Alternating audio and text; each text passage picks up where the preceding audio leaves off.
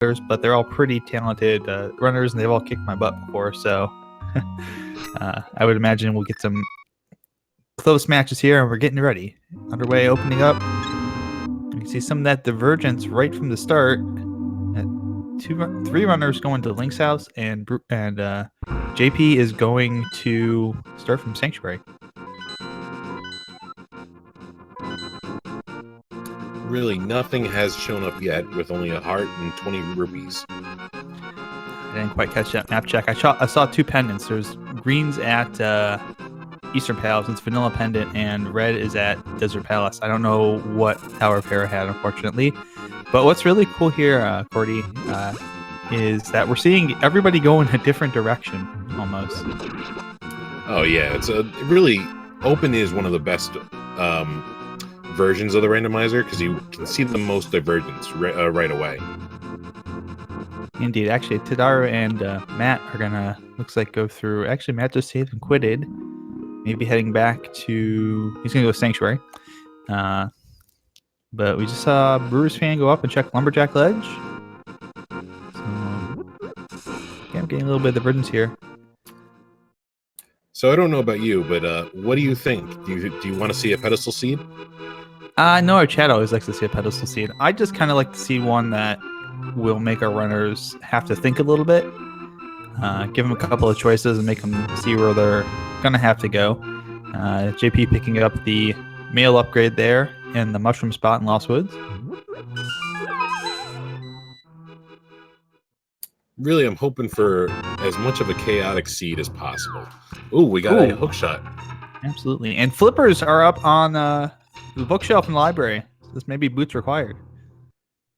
It looks like our wonderful trackers have spotted that the Tower of Hera is going to be a crystal.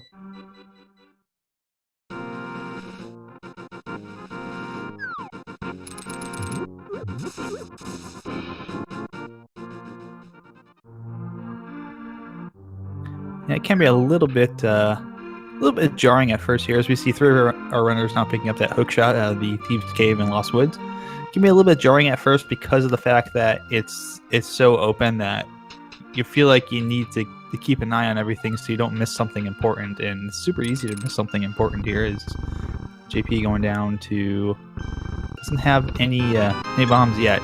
So here's the cool thing is that Alishan actually went down. There's the sword in the lines basement there. Yeah, I could speak properly. But what was actually cool was that we saw down there in the bottom left, Alishan was farming for bombs. So they have bombs early and nobody else does. And that's going to open up a few extra trucks at this point.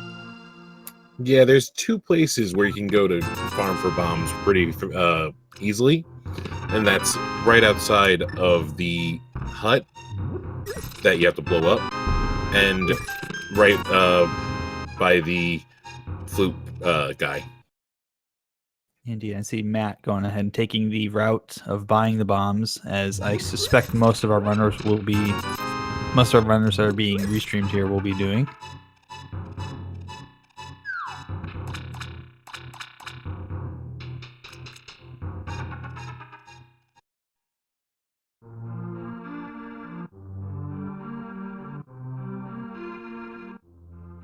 So hookshot is kind of presenting itself along with the sword as the first big important item. There's some bombs, of course, in the well. So purchase not required to enter the rando contest here.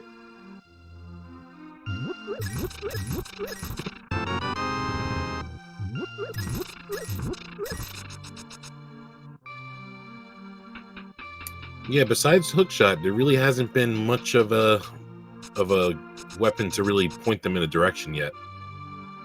No, there's not a whole lot that's kind of sticking out at this point. But we have not seen, of course, we're getting the shield down there as well. So you get your starter sword and your starter shield just in a different location. Somehow I missed boots. Where were the boots?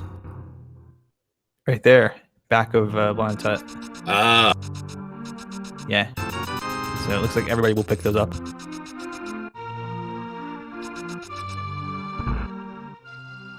But we've only really seen Lost Woods, Kakariko, Lumberjack Ledge, and a couple of super quick checks like Link's House. That's about all we've gotten so far.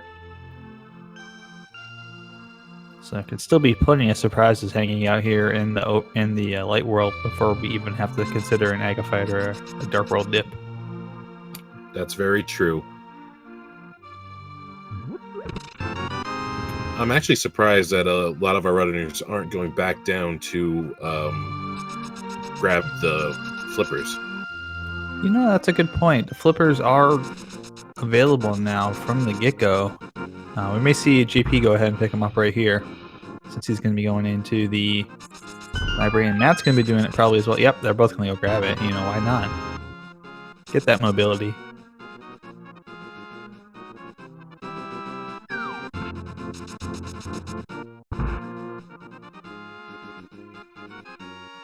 And we're seeing actually two different choices here. You're seeing Matt use a sword spin to go check the maze prize, which is just a little bit low, while JP is going to go do it blind. So two different strategies, ultimately same result here. But which runners you decide to do usually just depends upon what they're most comfortable with doing.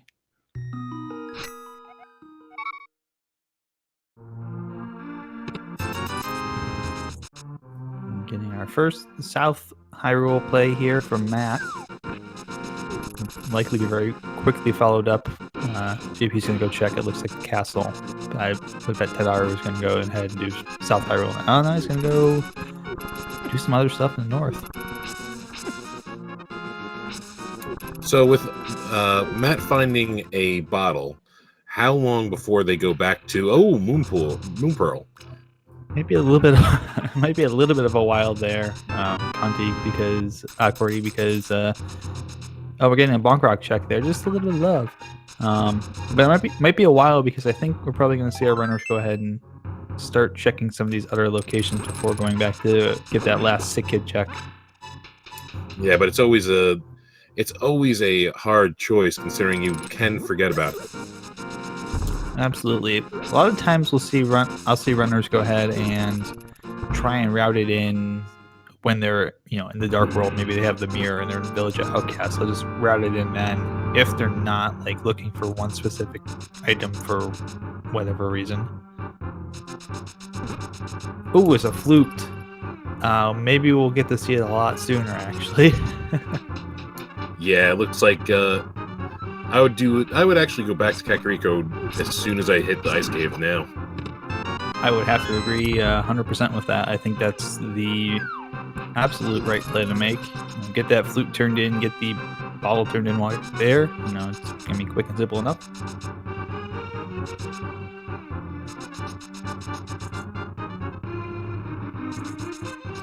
JP's going ahead and completing looks like the castle escape sequence. Getting himself a Zelda. A couple items down here. Now this move can be fairly lucrative, but we haven't seen really anything here yet. No, and a little bit of love doesn't really scream, value at the moment, but it could be something in Zelda's prison cell. Do you know if Brewers is able to do dark rooms? I believe JP is able to do dark rooms. Yeah, so he might actually do the whole thing then. Yep. It's a little bit of a difficult dark room because there's so many moving parts. Not impossible to do, but it doesn't have necessarily easily defined exits to get through there. There's the map, so there's a bunch of value hanging out in the sewer.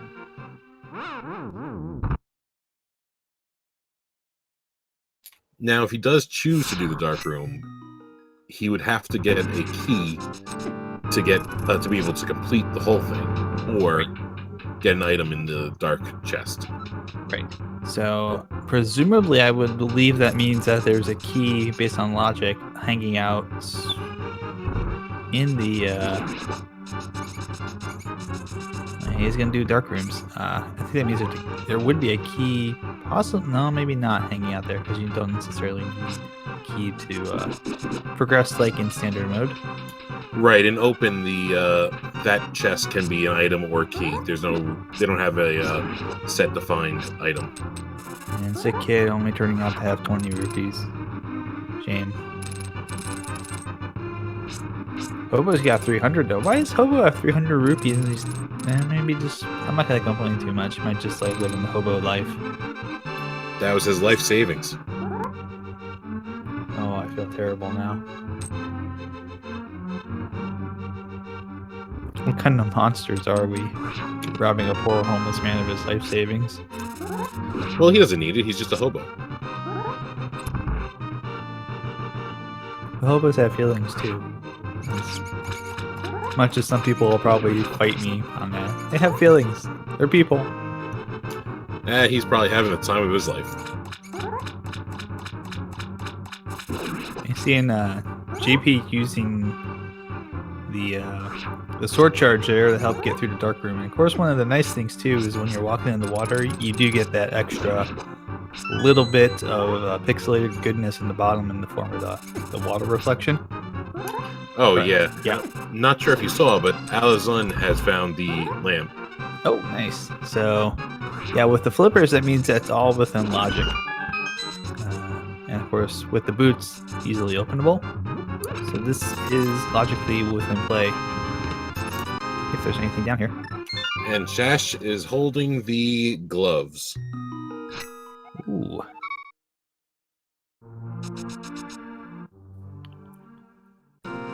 So actually, I read that crystal up at Tower of Hera is a 5/6 crystal, so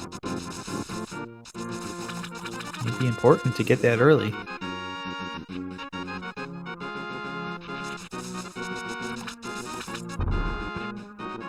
I'm seeing Matt go ahead and grab the old man. That looks like Tadaru is doing the same thing. The Ted Rock blocking the way. I always hate it when that happens. Of course, there's a nice cure for that, which is just walk away and walk back, and hopefully he's been moved.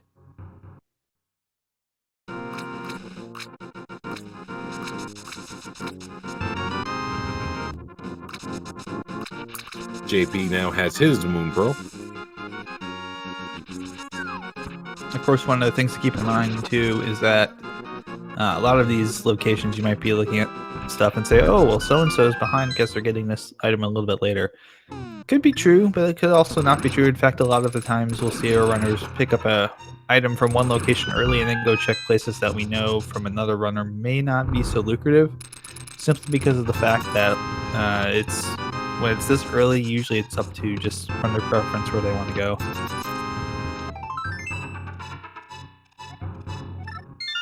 And then not to mention that a lot of these places, all the runners are going to hit no matter what. Like the Kakariko is always going to be hit at one point or another. Indeed, unless you're going to be really, really gutsy and find a bunch of items elsewhere that point you in another direction. But that's usually the odds are not in that favor, but it's certainly a possibility. That's a big gamble if you choose to do that, as we so far continue to see nothing of importance really from Paradox Cave at this point for Tadaru. Yeah, it's a swing and a miss on all 7 chests. That's not usually that common.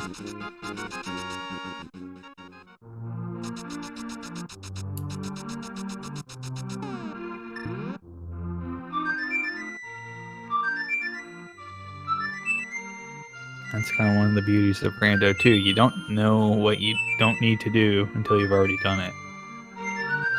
That's very true. So right now, only one of our runners has Dark World access.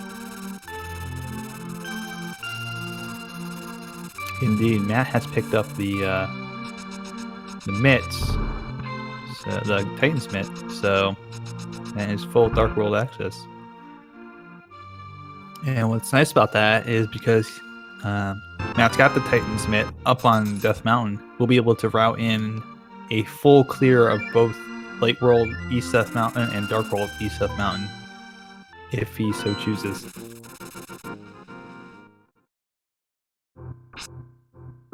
So slightly different loop than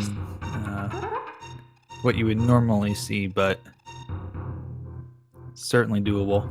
I'll have to do all of the Light World stuff first, and then go into Dark World and complete Super Bunny Cave and Hookshot Cave. That's actually the way I love doing it, just getting it all over with in one shot. Yeah, the way to do it that's kind of quote-unquote most efficient would be to go to Dark World, and you mirror when you go into Paradox Cave, go through the exit, and then go all the way down, work your way around normal way through Paradox Cave, go to the Dark World, do Super Bunny Cave, Hookshot Cave, get your check-in of the Turtle Rock Medallion requirement if you need to do that, and mirror back to the Light World, go ahead and check the location up on top there and finish out with Spiral Cave. And depending on your items, you can also extend it, go over to Tower of Hera, and even check the Ether tablet as well. We just got a bottle up on there today. Just 5 barrel capacity upgrade in Spiral Cave, so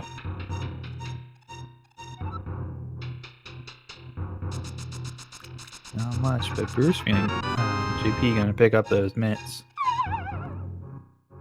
All right, so we might be seeing a map check very soon for Matt to see what's Dark World required. Yep. And our missing medallion is going to be at Skullwoods. The other red crystal is going to be at Ice Palace. So we have got almost a full slate of Dark World dungeons for you today.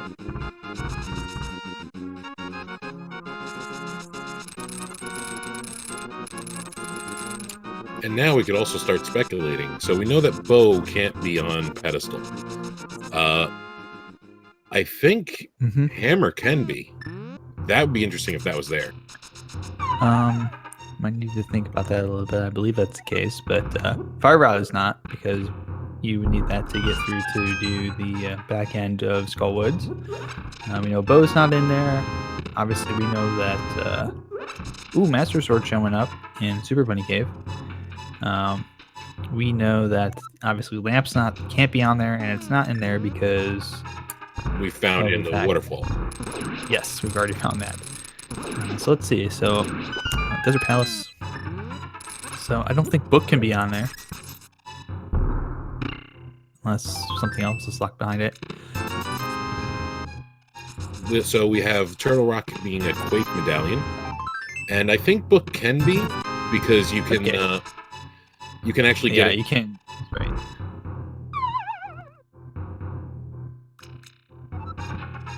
Oops, sorry about that. Were you going to say that it was going to be accessible with the mirror? Yeah.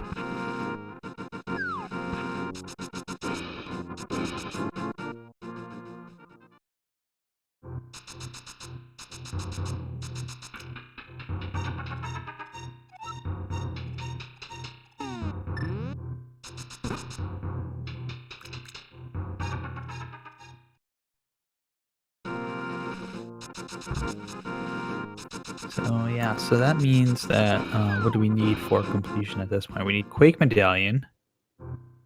Fire Rod we've just found in King's Tomb. Well, that answers that question.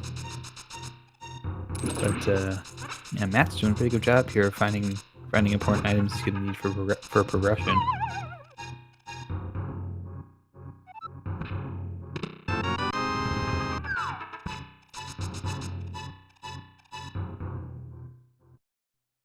I think we're going to get a Misery Mire check here.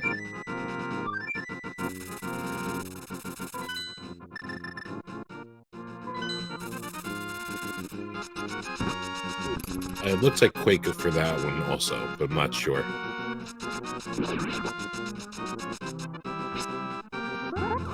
It's kind of that 1 in 6 chance that both are the exact same medallion. There's the hammer. All right, so we got the hammer. I'm still gonna hope that something good is on the pedestal. Yeah, I was about to say, Cordy, we need something new. We need something new for pedestal, quick. I'm going to call it Ice Rod. Oh, that's evil. That would be the worst case scenario, considering most people would just hope that Ice Rod is in Turtle Rock at that point. Okay, we can go worse. We could put powder on there. We could do mushroom, and then do mushroom into turn in, which gives you powder. So we'll do vanilla one, which you do give the powder back. Powder back gives you book, and Ice Rod is on one of the two tablets. That would be amazing. Actually, you know what? We'll go even further. One of the two tablets has a shovel, and the shovel gives you Ice Rod. That would be a hell of a seed. Or better yet, the shovel gives you Magic Cape, and the Ice Rod sitting up on the Bumper Cave. See, the only problem with that is that would just be tempting for the... Well, actually, no, that would be worse, because they'd be just watching it the whole game, not knowing how to get to it. Where's the Magic Cape? It's like you know the last two steps of the puzzle, which are like Magic Cape, Ice Rod, but you don't know the steps in between. You know, it's like question mark, step 2, Magic Cape, step 3, Ice Rod Profit.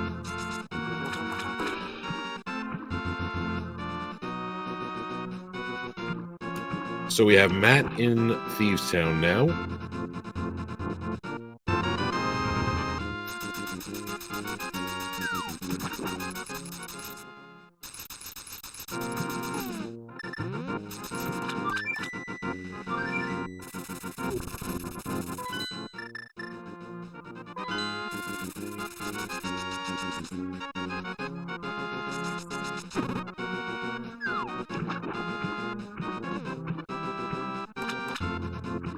And this is always an interesting play. It's a required play because obviously Thieves Town Crystal Dungeon. But it's always an interesting play to see if you see people going in, dipping early, and then backing out to go do something else, or if you see people going in, just completing it. In this case, I think we'll see everybody complete it because of the fact is JP picks up the lamp there. It is a crystal dungeon. There's no reason not to go ahead and complete it. And Matt's in there with the hammer. He can do a full clear. Yeah, I mean, the chances of something being in there are pretty high also, because it is a temple that really doesn't have a anything that's blocked except for the hammer. But most of these runners will probably grab the hammer before going into it anyway. Oh wait, actually probably not, because they have to go back on the Death Mountain.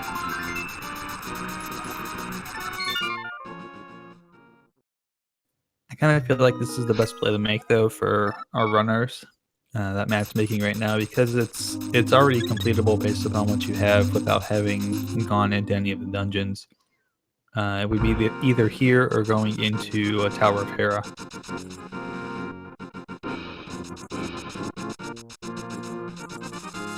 It might be a situation where you want to save Hera for a little bit later.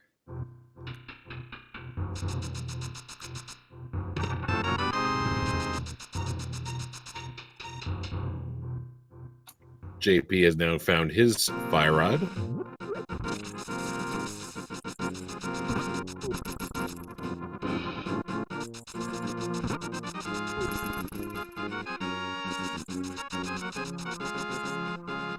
Daru with the Titan's Mitt.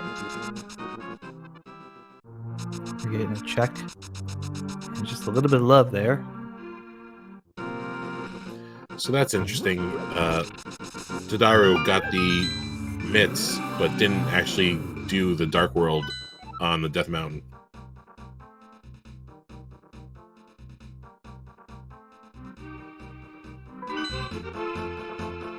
Might be wanting to save it for a little bit later if he thinks there's something up there. We did find a sword upgrade there, but I don't recall seeing a whole lot else that was actually on Dark World Death Mountain.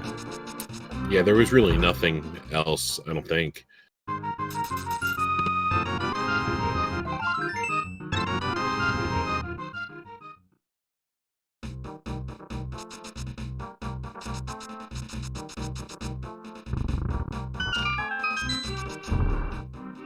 Ooh. Last item, the blind fight item is Cane to Samaria. That's a nice call there from Matt. And JP's in there as well.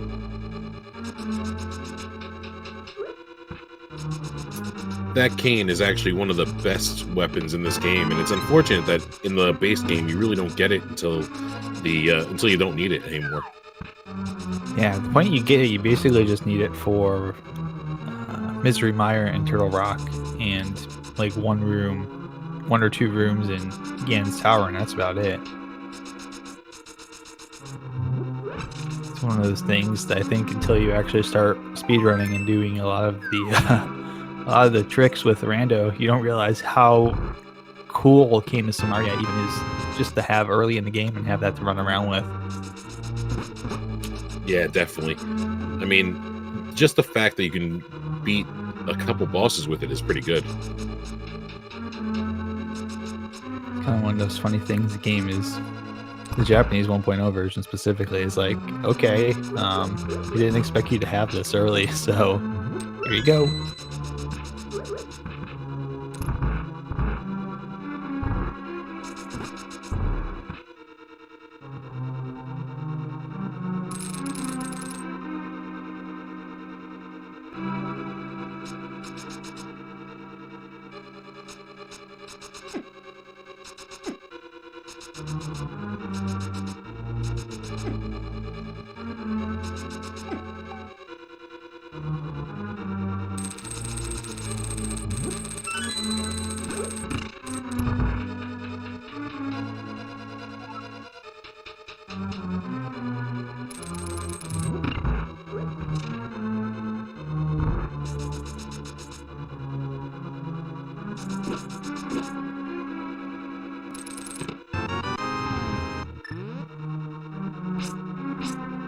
So we're seeing Tadaru actually go into Eastern Palace here.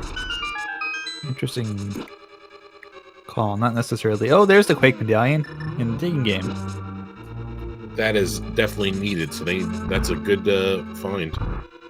Absolutely, Matt is just like his routing choices in this seed so far have been excellent. We're really seeing him put on a clinic here, just making right call after right call. Sometimes he's getting lucky and just going to the right place at the right time, but definitely seeing him read this seed very well. So there is a question in chat saying, where was Hammer? Hammer was actually in Misery Mire area. Yep, it's in the Mire Shed. I believe the left chest in the Mire Shed is the one that had it.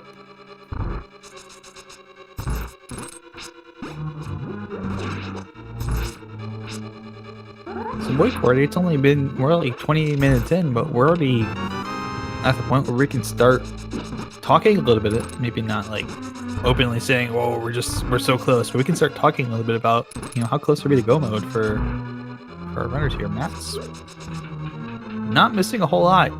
So he's missing, it looks like, the mirror. He's got the only medallion he needs. The fire rods, doesn't need to worry about that for Ice Palace. So just mirror and bow, I think, really. Mirror, bow, and ice rod at this point. Yeah, and it'd be great if you get some here in the Hype Cave. Oh, that was a little bit of probably too much of an expectation, I think, for us to be like, you know what, it'd be really cool if... No, it's not, of course the seed's never going to cooperate. It looks like Matt might be going for Hera. Oh wait, nope, he's going somewhere else. Yep. He's going to turn his Smith friend here. You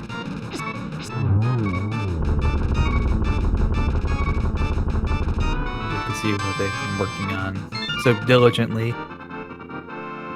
And it's JP picking up that Cane Samaria. Yeah, and he's also missing the ice rod, so right, that could be it. That could be something that could be bad for him. Especially because there's so few locations where the ice rod cannot be. This could certainly go sideways in a matter of seconds, and usually the ice rod is the one that gives the most trouble.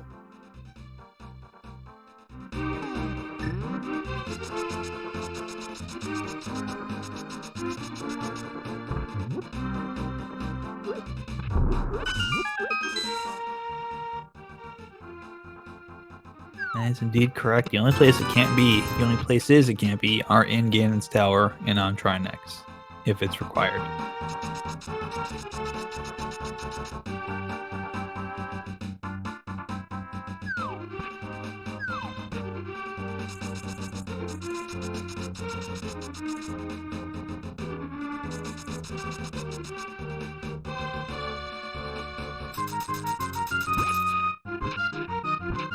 So if you were Matt, which dungeon would you go into next?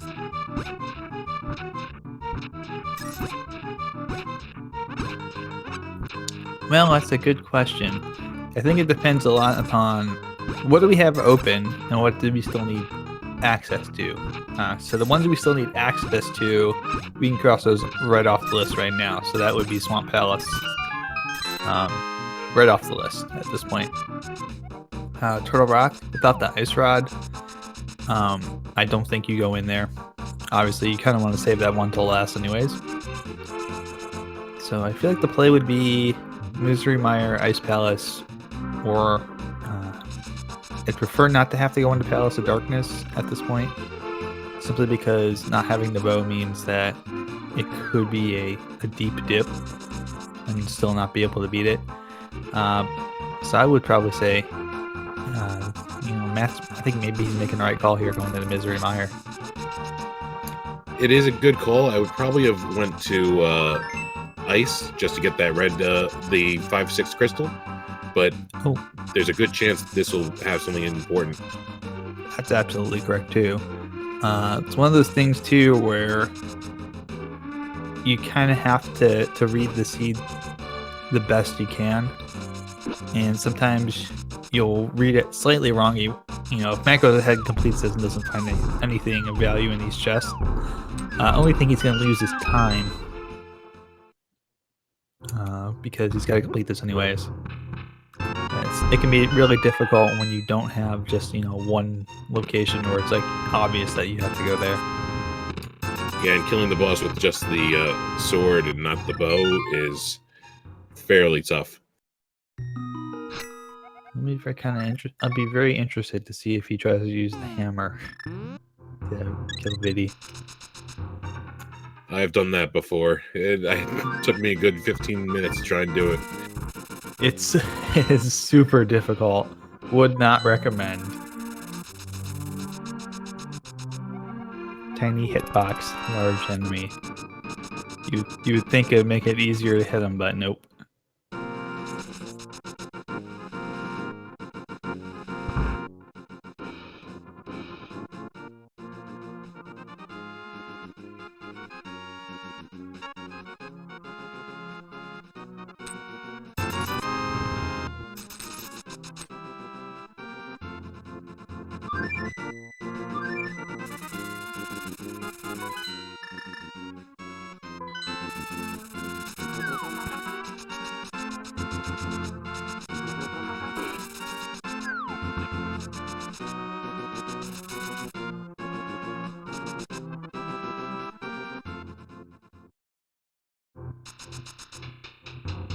And I think this is Cordy. I think this part right here is always the part that you dread seeing in Misery Mire, having to go here and do the torch room to get the vanilla big key location opened up, because it's just so long with that cutscene. Yeah, I mean it's such a long time. You just might as well just brew up some tea at this point. Absolutely. Not to mention there's a bit of a trek to even get up here in the first place, so it's a location you don't want to have to check unless it has the big key. Which, of course, it did this time. Yes. If it has anything other than a big key or an item of value, then it was kind of a waste to go in there and do that. It's usually with the cutscene, plus the trek up there, plus the trek back down. It's roughly about a minute that you'll spend in there doing that. In a really tight race, it can certainly be the difference between winning and losing.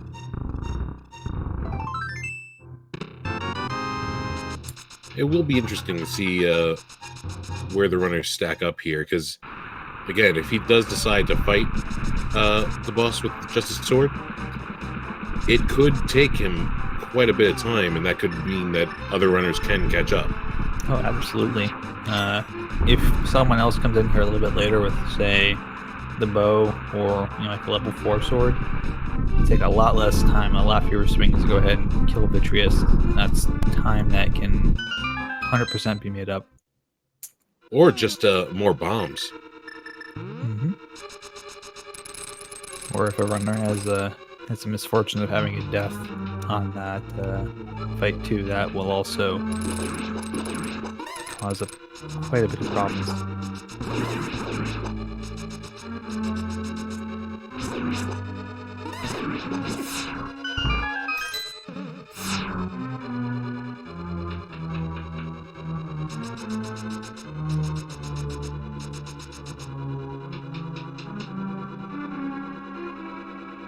It looks like everybody's making the same play to go into Misery Mire here. We're not seeing any divergence on this at this point.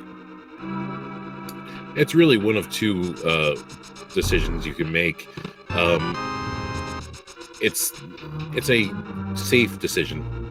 I would say so, yeah. I think with that Kena Samaria showing up in Thieves Town off of line, I feel like that's kind of giving people a hint that they may want to come here.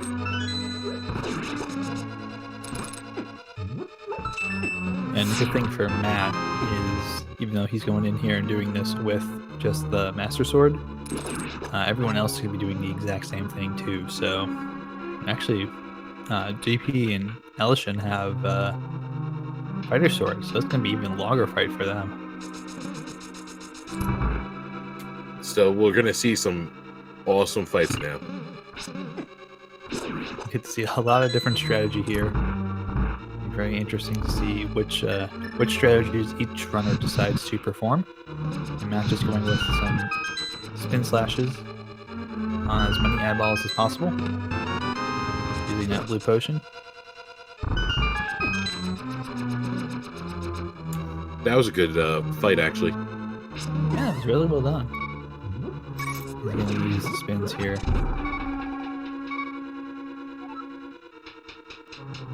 Get Viddy to chase him around the room. Super clean.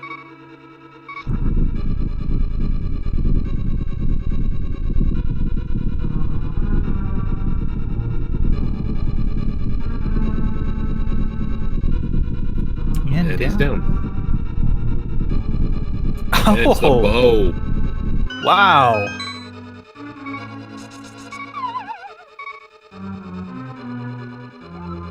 Okay, so that was the right call.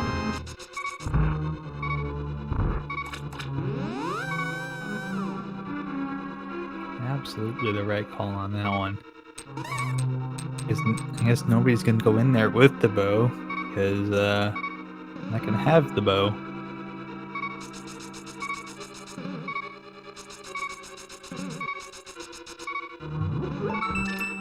Wow, it's good that they're all going the same route, considering, well, we won't have too much of a race where somebody is left behind. But we are going to see Tadaru take the frog on a world tour here.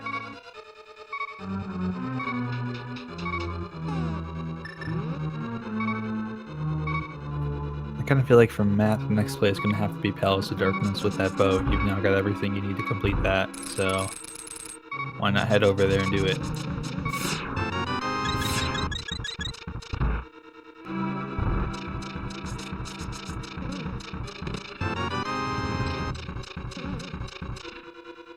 He's actually going to rat in the pyramid check here as well. Smart decision.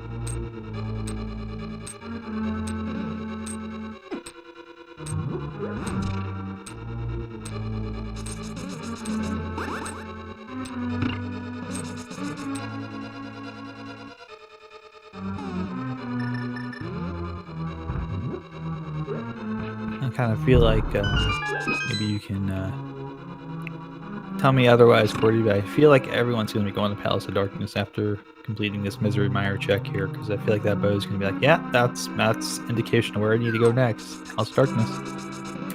Yeah, it's really the best place because there's so many chests here. I think it's the one with the most chests and the most keys.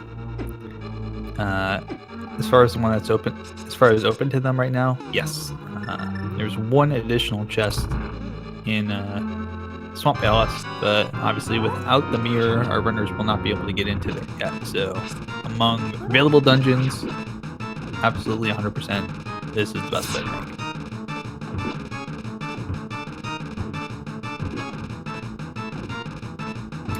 Oh, we have a divergence. Tadaro's going for... Oh wait, no. Tadaro hasn't been up. I don't think Tadaro's been up to... Wait, Tadaro's got the... Is Tadaro not checked? No, Tadaro's actually going to go into Ice Palace. You are correct.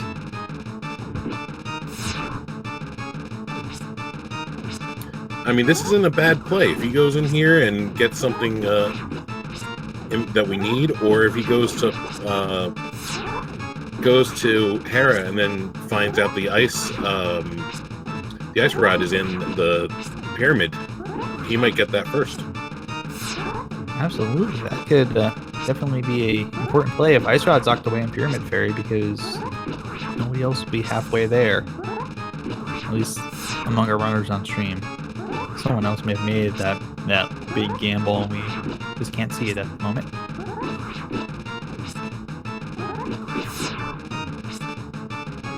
And of course, one of the nice things is the bow is not required for completion of Ice Palace, so it's not going to harm Tadaro not having that bow at this point. Right. The only thing it's not going to cost him any time whatsoever. It will be interesting if people go in here with Bombos, though, later on.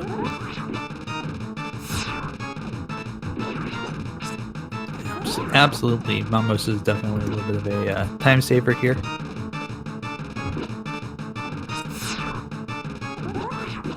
Oh. And Alashin taking a death there. That's unfortunate. Yeah, that was definitely not planned. But JP is fighting on like a champ. Indeed. Getting the hammer out.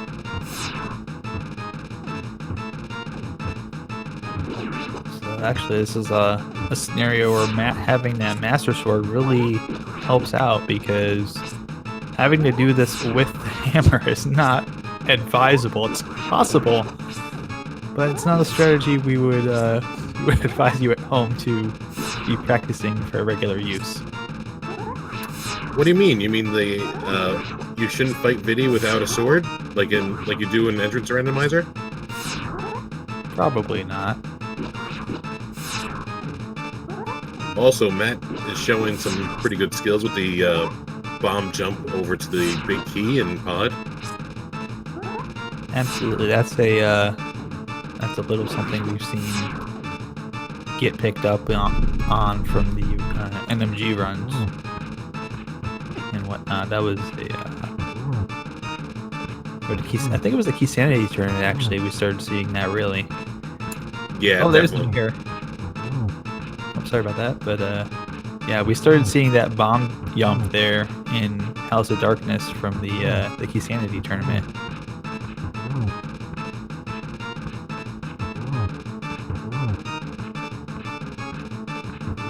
Mirror now showing up in House of Darkness. Matt again doing the correct reads, and JP killing Vidi with the hammer. Getting that bow.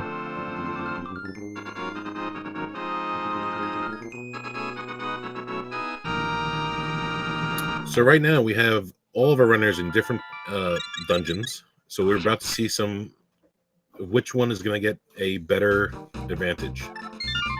Indeed. Well, JP will have his choice of dungeons to pick from now.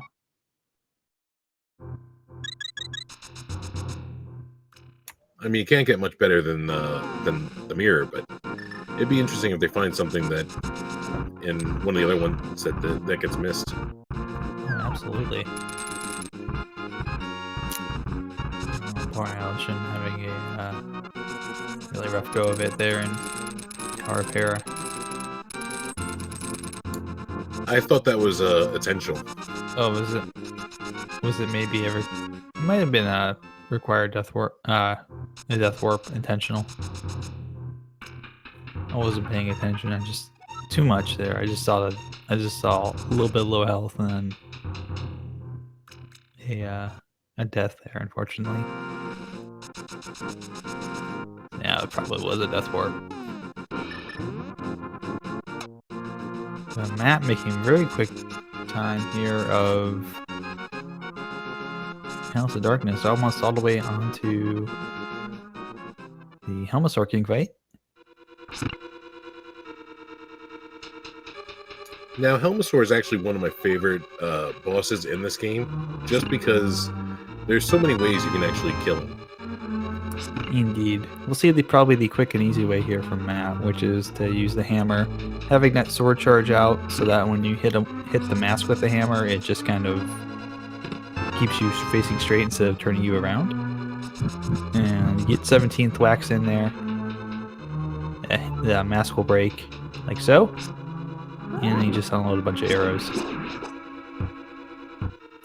The other way you can do it, the way I like, is with bombs. You throw a couple bombs in them, and if you time it correctly, you can actually finish them off quite quickly. It's kind of funny because when you were, well, maybe this was just me when I was a little kid, but when you were little, that was kind of the way that everyone taught you how to do it was, oh, you just use the bombs on them. And then you get older and you realize, wait, the hammer actually works on that mask? I still remember my father coming home with the game and bringing home the strategy guide with it. That was back in before me. I didn't have the strategy guide. It was all figuring it out on my own. Well, we got pretty lost in the first Zelda game. I see. Meanwhile, Tadara is going ahead and taking care of Pulse here. No magic. I think may have used up. No, I still have that green potion. Probably gonna use that. Use the fire rod.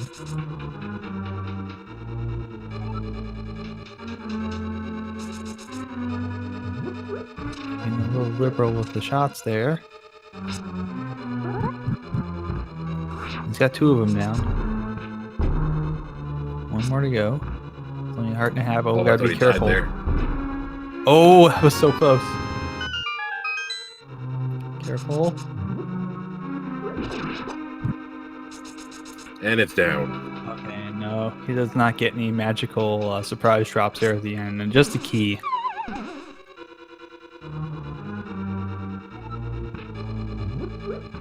Meanwhile, we've got a dead mold worm there in the bottom left corner. Who also gave just a key. Indeed. I'm probably just about to have another dead one here. So we'll get to see what's in the basement.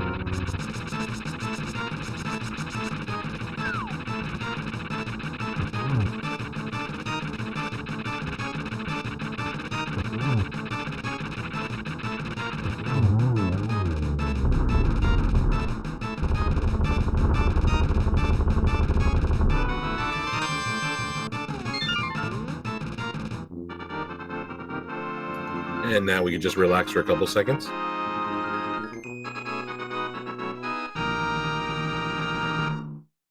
Indeed. Great time to get a small bit of tea going, maybe coffee.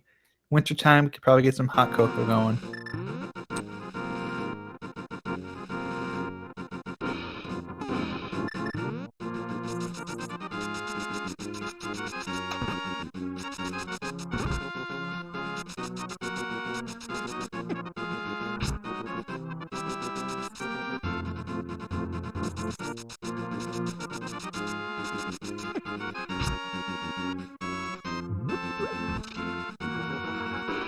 What is in the basement?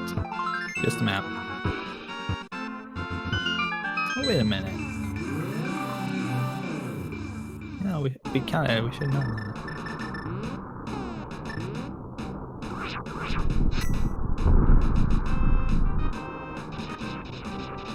Oh, interesting play. Maybe not yet, but at least getting it open there. JP's opening up Turtle Rock. Don't know if we'll see him jump in. No, I didn't think so. A little too early for that.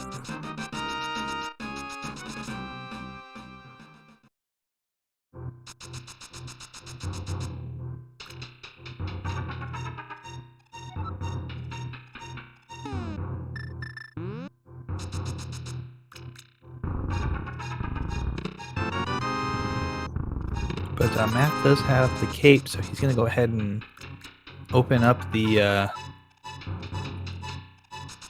spike cave here.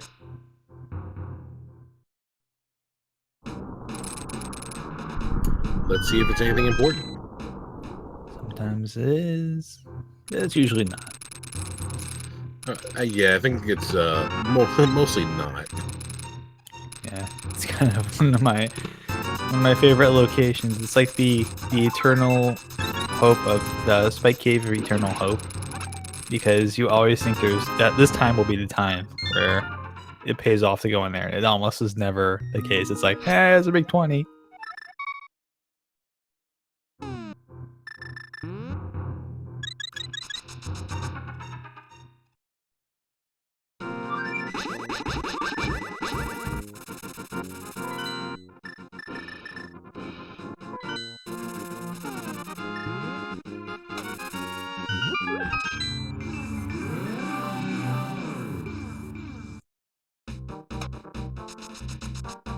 Looks like Matt's going to swamp now.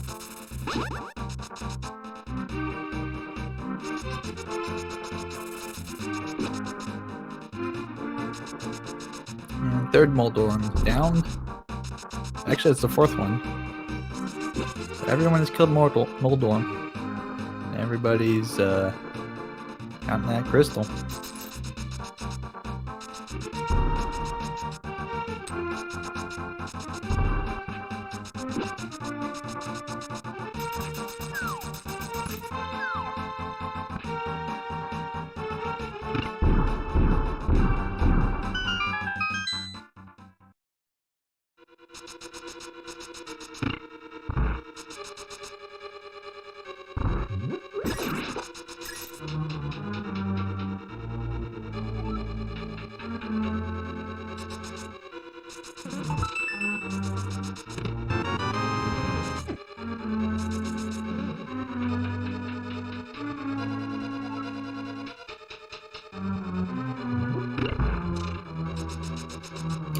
So we do have Alazan going for Turtle Rock.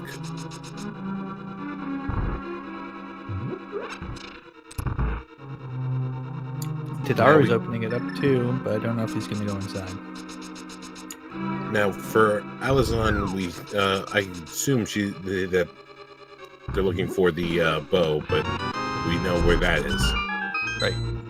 Tadaru may be on this kind of the same path here, looking for a bow, but maybe even looking for anything in here. But you really won't find the bow, at least. You can't say the same for maybe the ice rod being somewhere.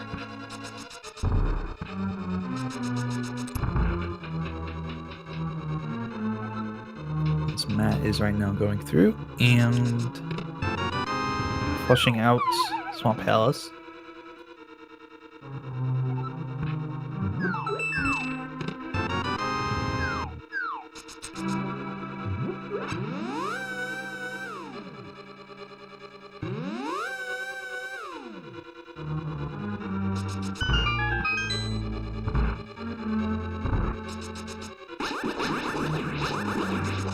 Just a small key, big key combo there on the right side. TR.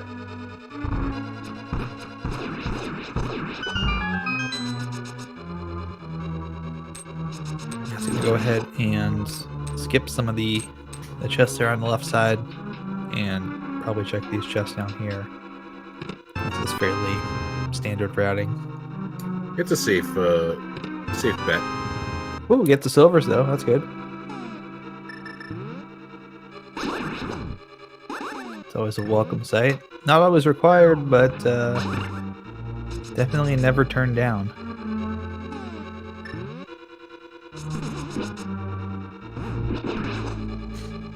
boomerang.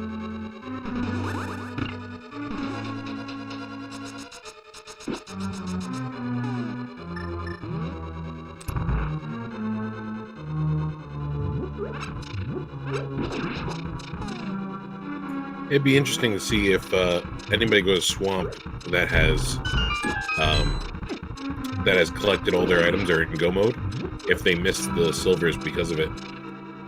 Wouldn't shock me. Even that location, that's a frequently checked location because it's not too much of a time sink, but if you really think you're behind and you really want to win this race, you might go ahead and just take the risk of skipping it.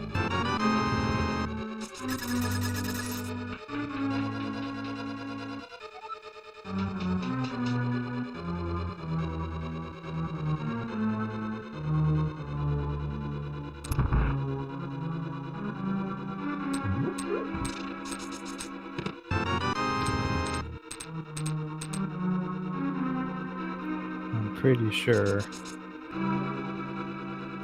we're gonna find out, unless the big chest has a small key in it. Actually, it should have a small key in it. It might not. It might be the next key is the small key. Okay. Oh yeah, that's right. I'm trying to remember where that small key door is. So there's going to be a small key showing up here as well as an item.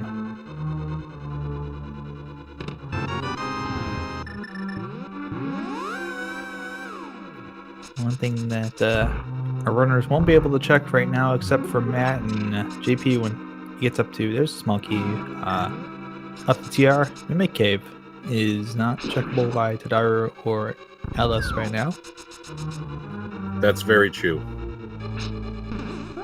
Not a high likelihood location for a go mode item, but still could absolutely have one.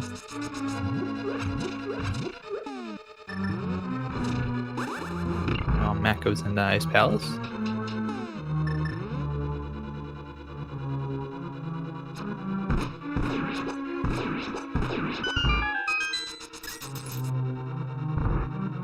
And both of our current Turtle Rock runners about to go through, or are going through right now, the basement roller coaster.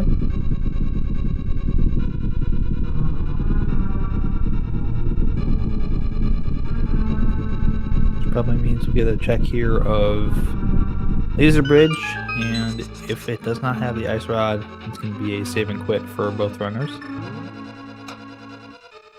I'm hoping it doesn't.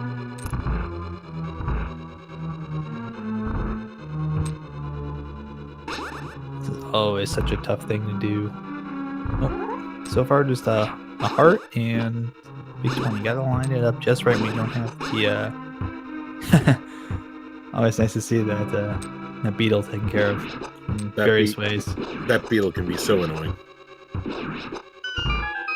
It's one of the most annoying and probably one of the worst non-boss enemies in the game.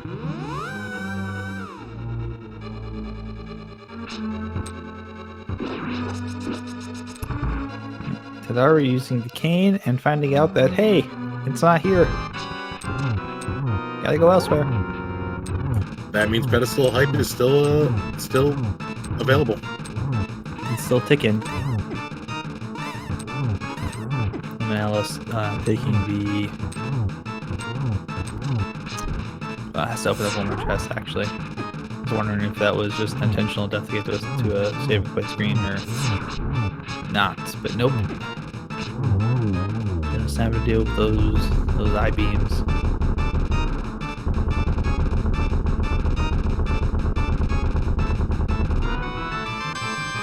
Matt is having a hard time doing the bomb jump. He's got it now. Just gotta make sure not to fall off the thing there. We're good.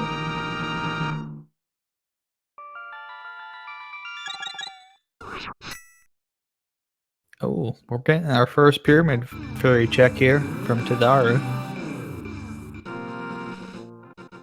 I hope it's going to be something good. Yeah, realistically at this point, As far as pet hype goes, it's got to be something that's Ice Rod or progression to Ice Rod being locked behind it. I want them to find the book here.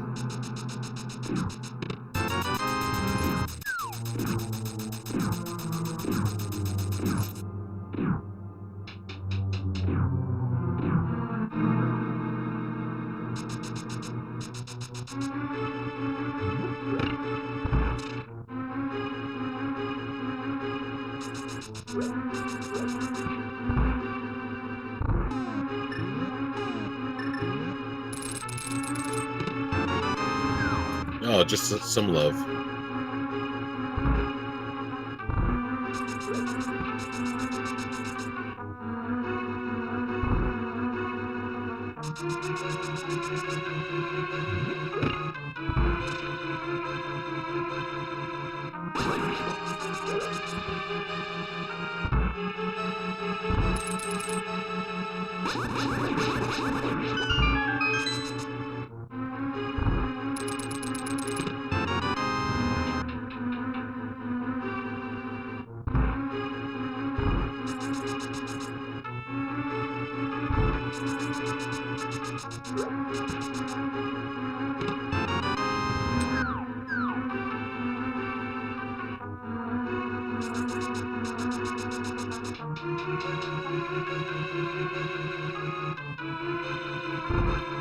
Interesting enough, JP is going to Eastern to check that.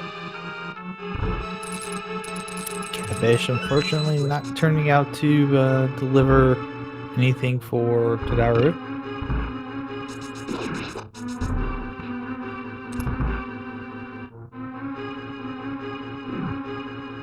So I feel like, Cordy, that we're seeing some style choices here where it looks like Matt is really just playing the seed by the book. He's kind of looking at, what do I have? Where can I go next? Where, what is the next logical place to go based upon what I have?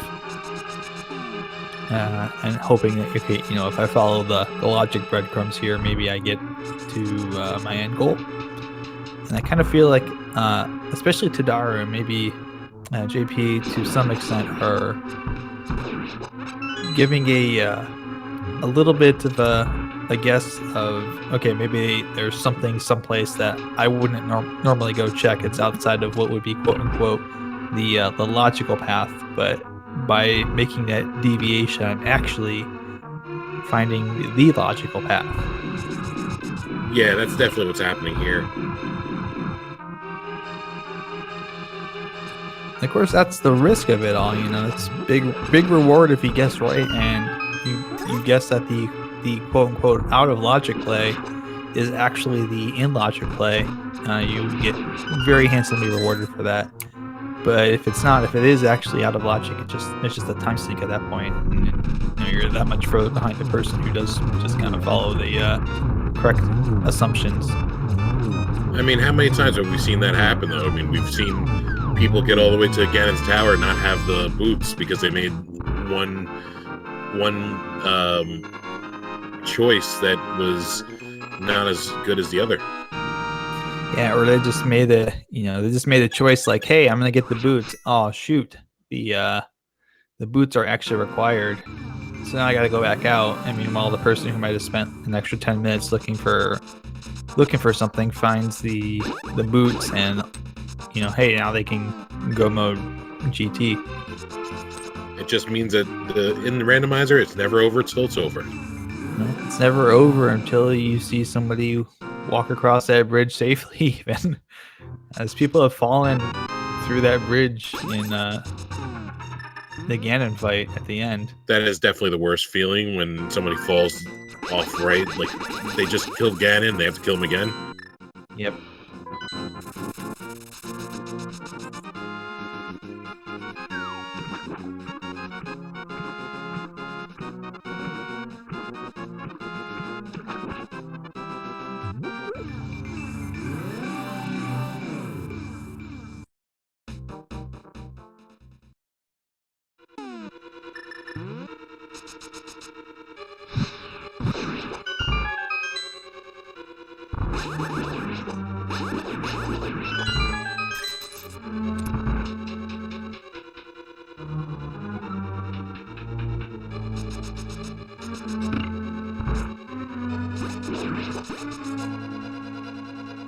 Now the question remains, does Matt go to T-Rock, or does he try and find the ice rod?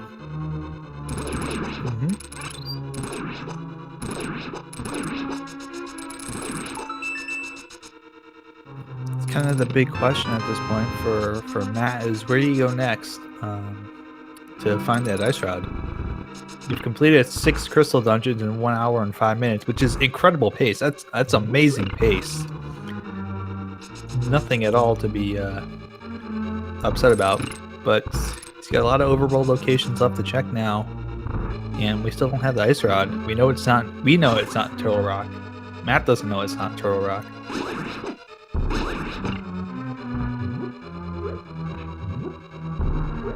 So really, the question becomes, where do you go? Do you decide to try and go into one of these pendant dungeons looking for it, or do you do overworld checks? You know, do you take the TR gamble? A lot of possibilities here. See, I love going to TR, so I would definitely take the TR gamble.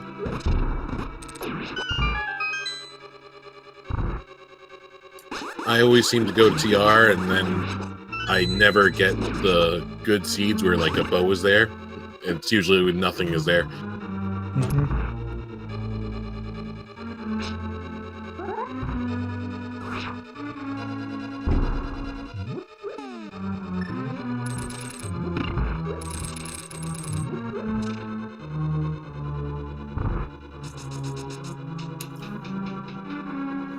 Mirror was actually in Pod.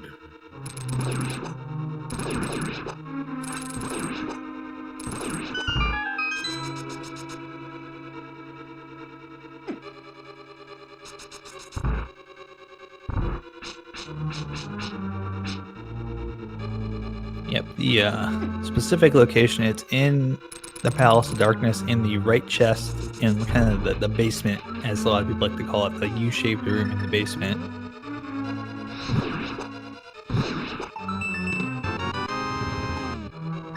So as soon as our runners go ahead and go into Palace of Darkness and go complete that, they will be able to find it. Sadara will be getting the bow here shortly after defeating Vitreous.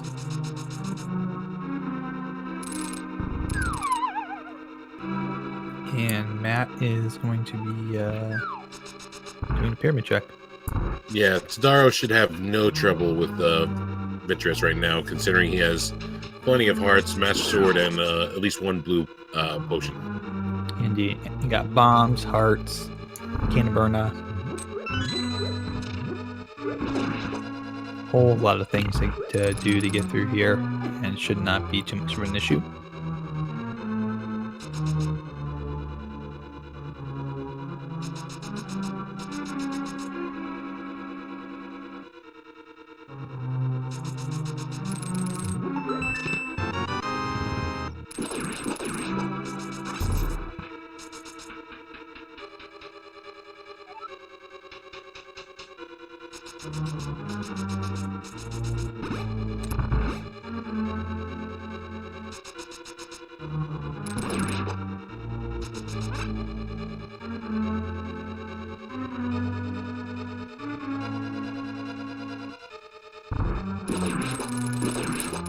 Matt is deciding to go into the castle and finishing up Escape.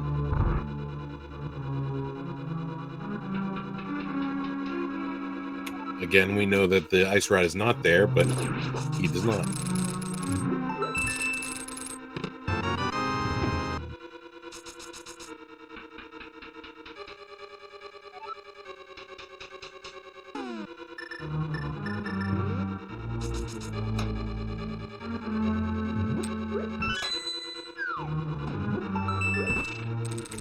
And we have bomb strats for Vitreous.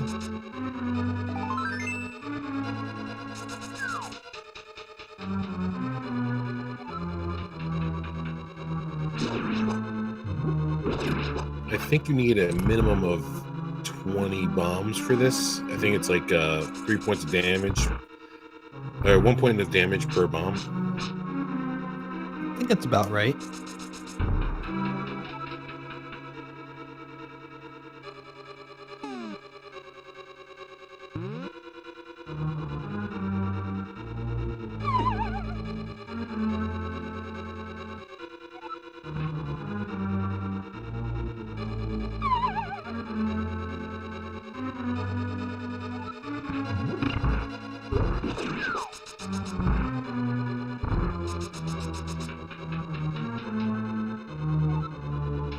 That eyeball can really hug you pretty hard. Yeah, it's always kind of interesting to have to deal with that fight because of the fact that the bounces, they kind of mess with your head a little bit, and sometimes you think, okay, he's gonna bounce here, and you just, with the way that it's all set up in that room, you're just kind of not paying attention a little bit sometimes, and you can get surprised real easily.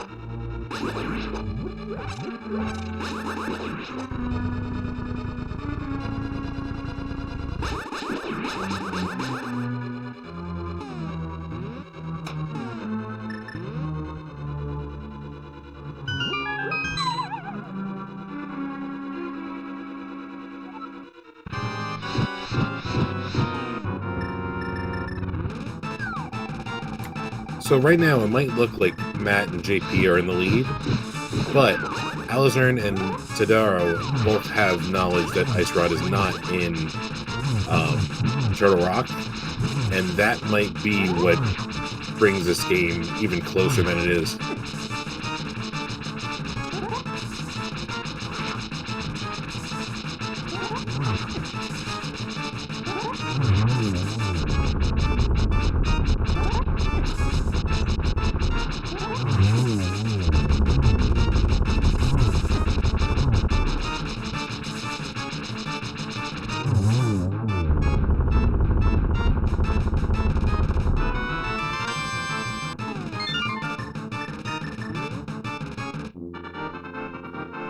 So I think going to Skullwoods here, probably as far as ease of being able to check these chests, is probably the easiest one to do of the three.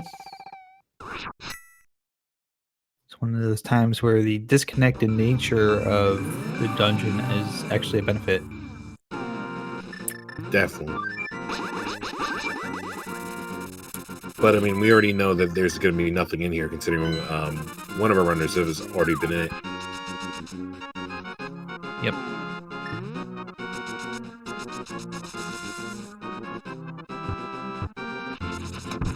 This kind of stinks for Matt. Won't be fighting that Ice Rod in here, but should be able to get a quick out here. Not have to worry about this anymore. He can kind of put himself at ease there. I'm still thinking that Ice Rod might be on pedestal. Well, it might be. You never know. But Desert Palace awaits. I think that's the only dungeon left. We don't know what's in the dungeon. That is correct. And then if there's nothing in Desert Palace, then it's time to start thinking pedestal, or what overworld locations have we not seen yet? The only things I can think of are the cave 45. I don't think was checked. We did Matt checked that. It did not have it. Okay, so then the tablets. Tablets, Graveyard Ledge. I don't think we've seen Graveyard Ledge yet, though, have we? No, I don't think so. Left Side Swamp might have items. That could be a possibility. Oh yeah, that was skipped.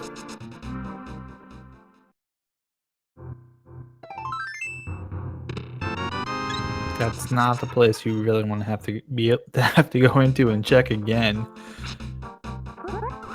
Yeah, you'd be wasting a lot of time.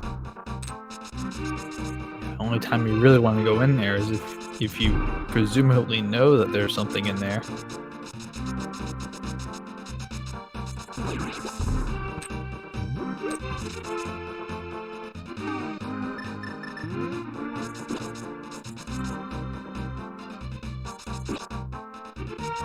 Oh boy,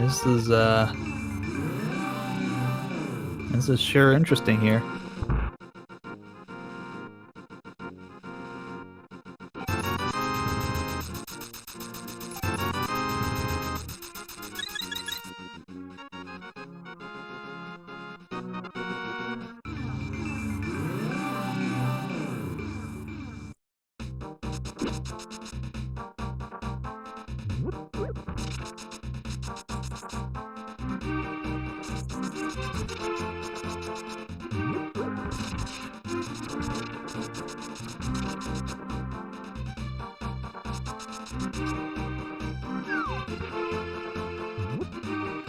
Now comes time for Matt. It's time to start thinking, where haven't I gone yet? What do I still need to check? I'm actually quite surprised he hasn't gone to Turtle Rock yet. I think it's really a situation now where he wants to save it to last, and maybe the feeling is that he just doesn't think it's hiding out in that dungeon for whatever reason, which we know is the correct assumption to make.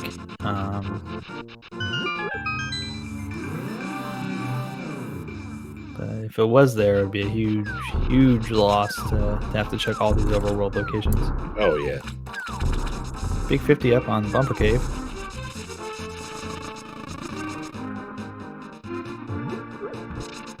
I'm gonna check the Lumberjack Ledge. You know it's not there.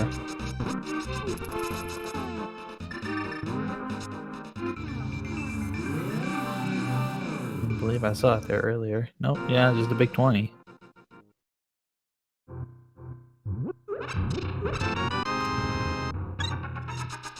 And as Tadaro finishes up, Hell to Darkness.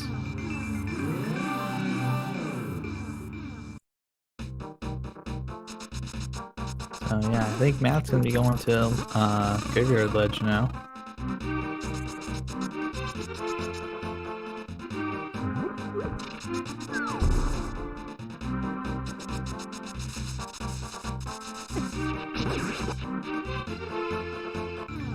Is this what we've been looking for? Is this what we've needed? For his sake, I hope.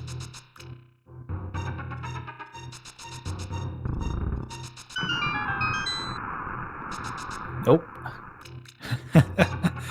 Well, that pedestal's getting nicer and nicer. It is, but we still got the Desert Palace to check out, and it's completable.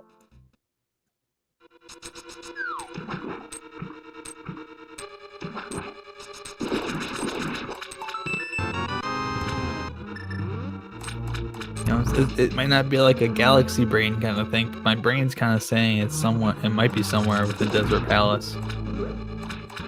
Yeah, that makes more sense. Because that's been checkable for a very long time.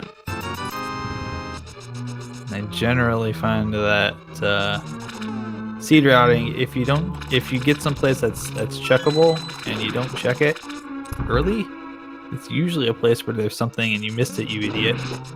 Boy, that's just what I tell myself. I'm sorry. Yeah, that's what I have in my head too.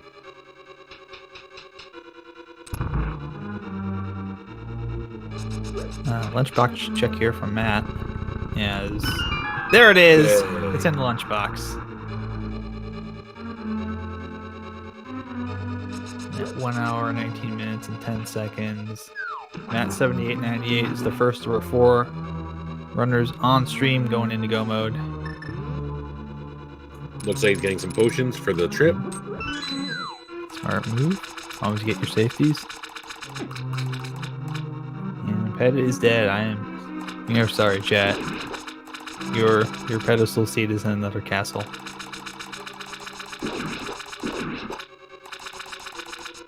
It was so close too. Yeah, I think that was probably a smart move to kind of do some of these more common overworld checks, so that easier to get overworld checks first, and then start to think about, dungeons at that point.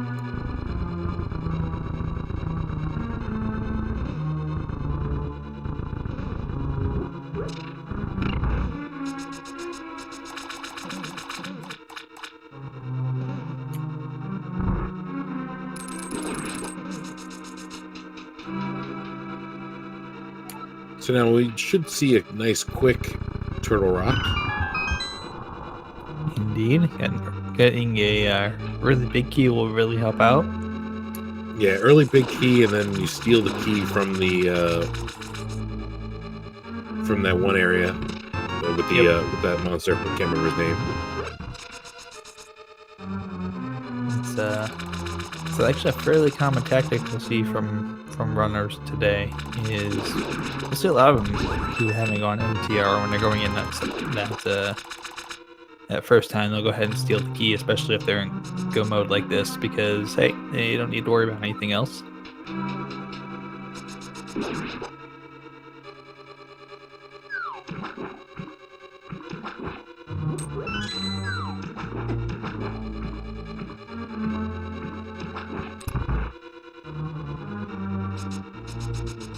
Meanwhile, JP is going to be taking on Argus.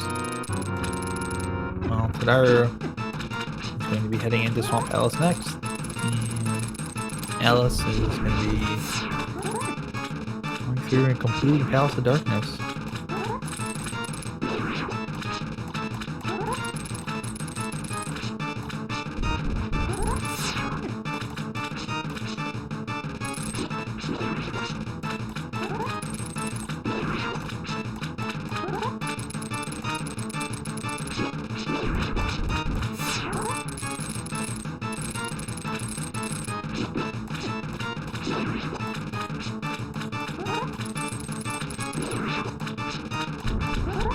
And just so everybody knows, this is actually a race with about 33 other people.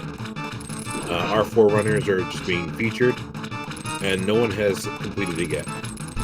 Yes. I would assume probably that we have Matt, I would guess several other people probably on their way through Turtle Rock and whatnot by now.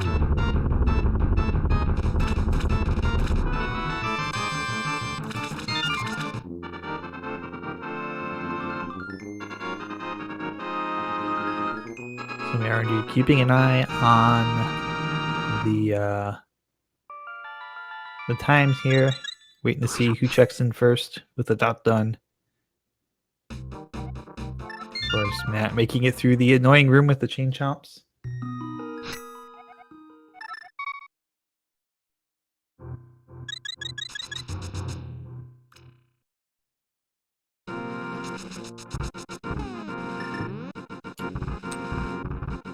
Chat, Ice Rod was in the lunchbox.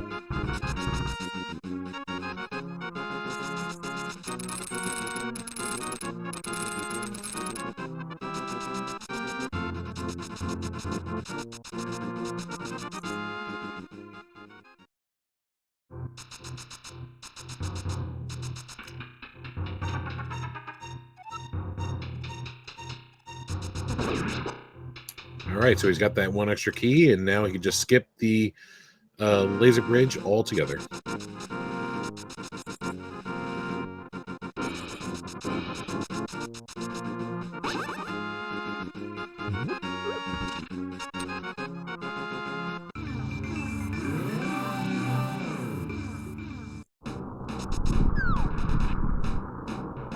Interesting here, we're seeing JP go in.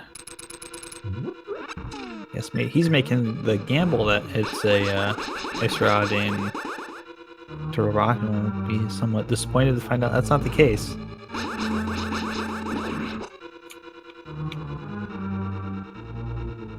How many frustration slashes do you think he'll give once he finds out? How many happy celebration slashes? Oh boy. I'd say maybe you'll get a good 3 or 4.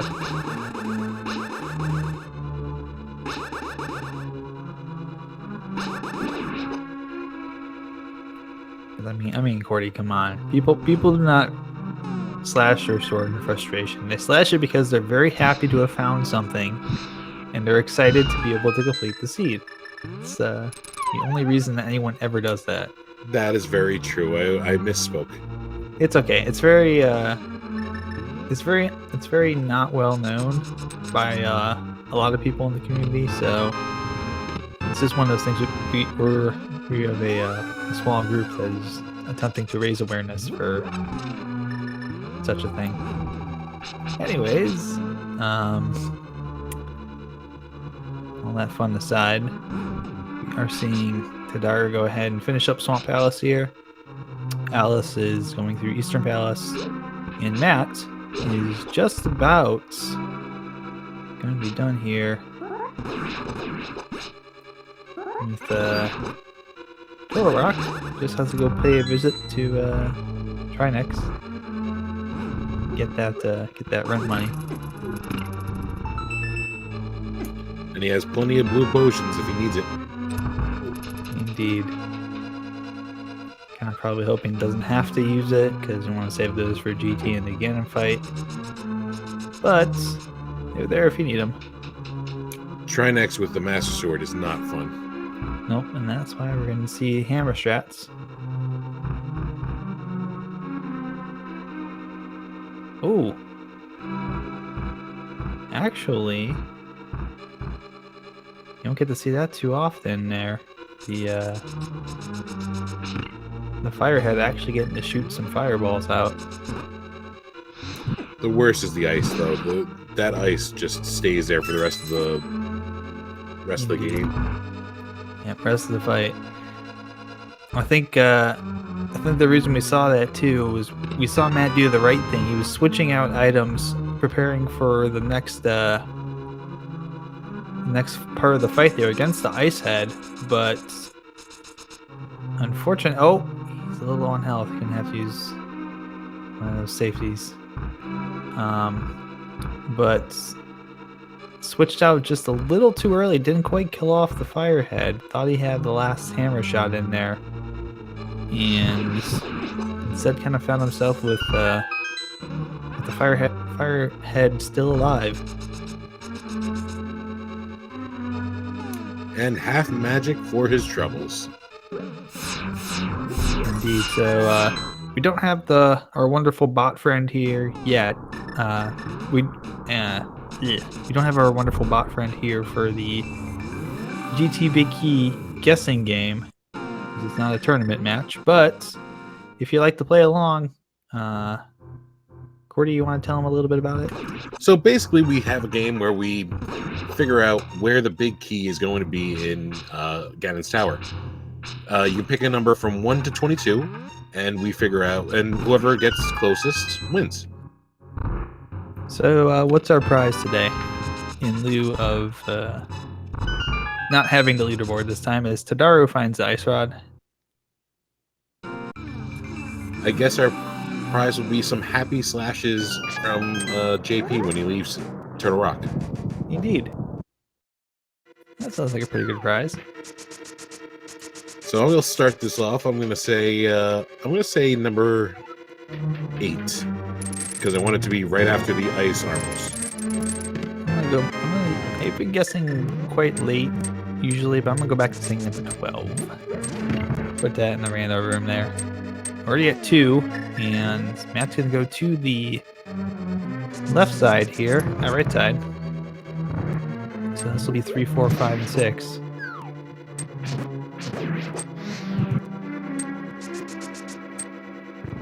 Kind of wonder if we'll see a sword upgrade hanging out somewhere over here.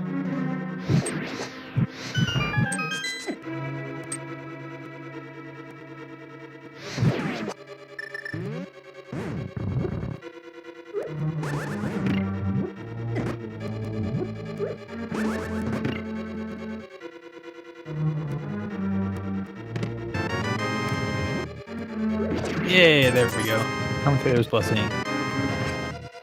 5 and 6. Nope.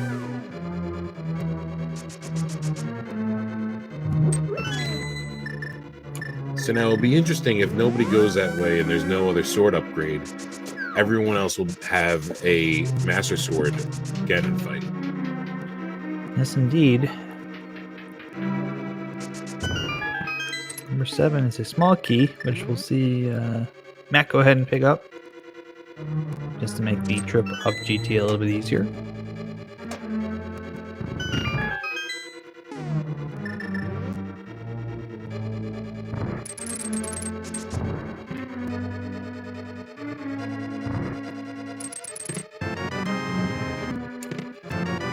Alright, so we do have the first of our runners first runner to finish. That would be Banta. Oh, awesome. Very cool. I think we'll get a timing here shortly on that. But congrats to Banta for in first place.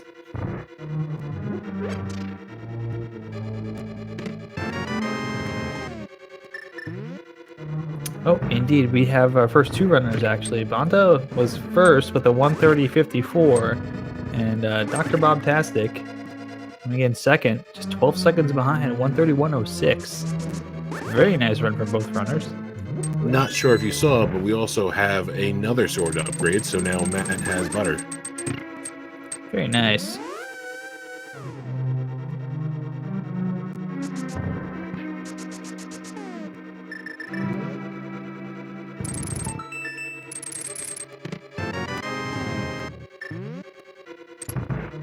Also kind of interesting to see Matt push the block up there. Don't always get to see that. Usually see a lot of push to the sides there. Third place has just checked in here. Zugada-san has, or actually Zugada-san, I'm sorry about that. Has checked in with a 1:31.58, so congrats.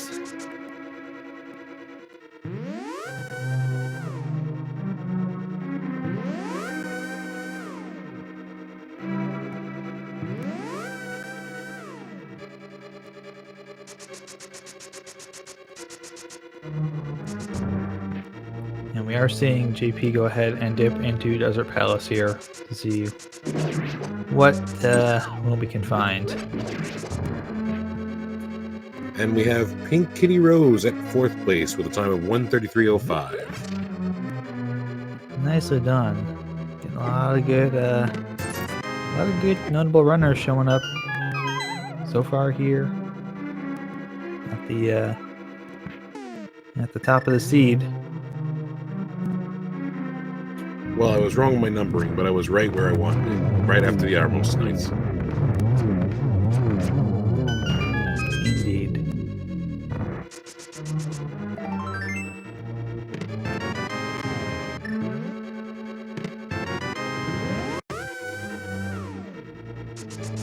And that's going to send Matt up the tower here. From this point on, it's just all pure execution. So who here guessed number 21? Let's try and find that. Blazzario is the closest at 20. I have a 21 on the dot, so Congratulations. congratulations, you did it. You guessed the number, and you get all of the happy victory slashes that JP is about to give out once he gets that lunchbox turned in. You need to pick up your free happy sword slashes at the end of the stream at the courtesy phone.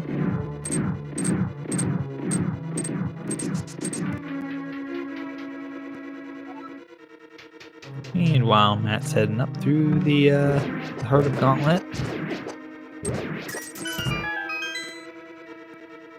Get through that first room. Making it look easy. Now it's gonna get a bit harder with all the BMOs hanging around. They can really be annoying in this part of the game.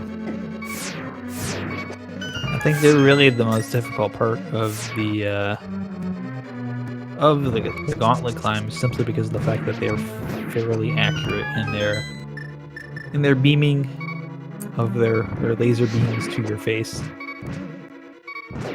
And there's nothing worse than the ice with them on it. Absolutely not, because you can kind of know that they're coming, and there's not a whole lot you can do about it.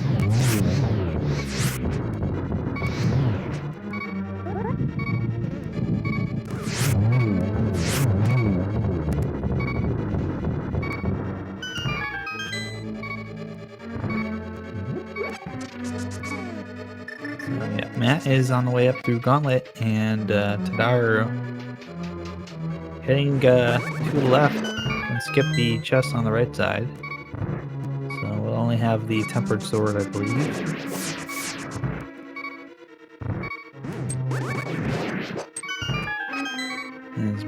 those Wizards disappear.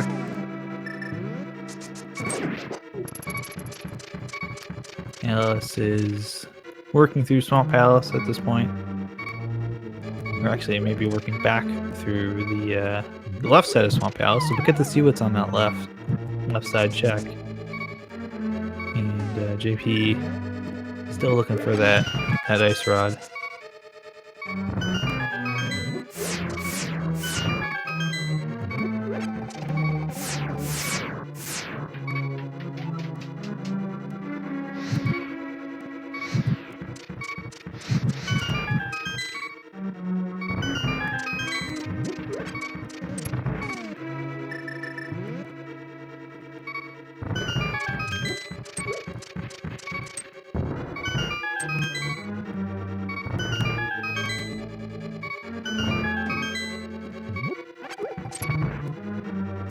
So we're coming up on another Mulderm 2 fight.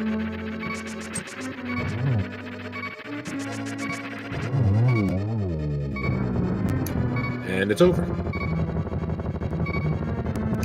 Butters really makes that fight very easy. Super easy.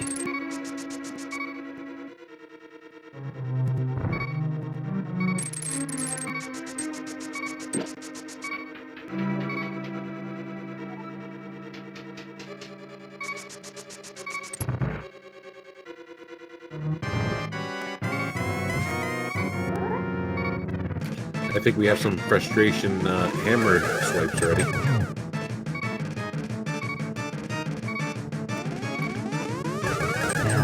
We would give those away, but I think we promised those already to Rick, so you gotta hold on to those and get them shipped out to him. But JP does have the correct item that will be needed.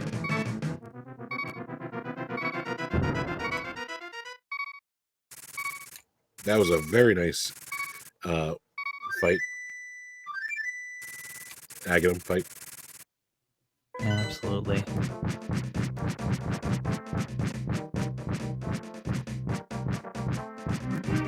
And that is on the way to finishing this up. Let's see what the gaming pact is for today.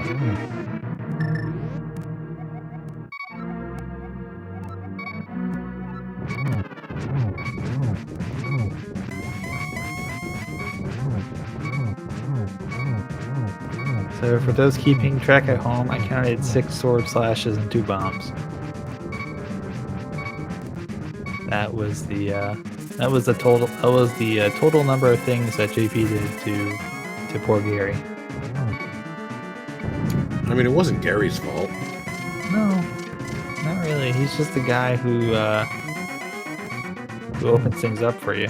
He was just a messenger. We're on to almost phase 4 here. One more swing. And Matt will be finishing this up as P-Train comes in here. Checking in with a time of 1:35.58 to pick up that 5th place. Ooh, very, very close there. Gets a double. Should have this with one more. Nicely done from Matt.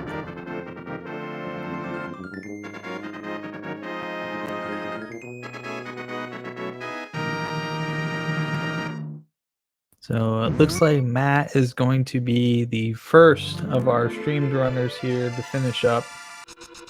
He's going to dot done with the official time on SRL of 1:39.56. That'll be 6th place, and Ira Silveria is going to finish in 7th place with a 1:40.19. So get those GGs in chat for everybody.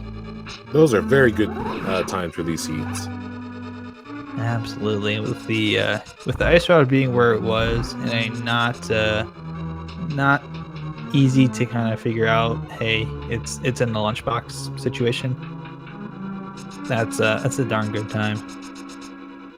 We will get to find out what was on pedestal, though. Indeed, we will. That's always the beauty of the credits, is you always get to see right at the end what was on the pedestal, what did nobody go get.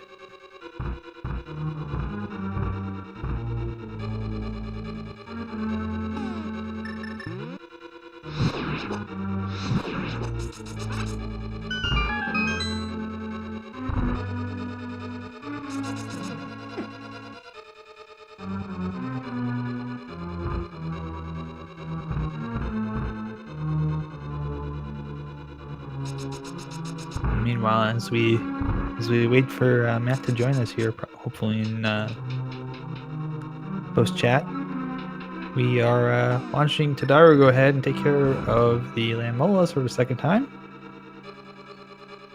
JP is going into Turtle Rock to finish that up.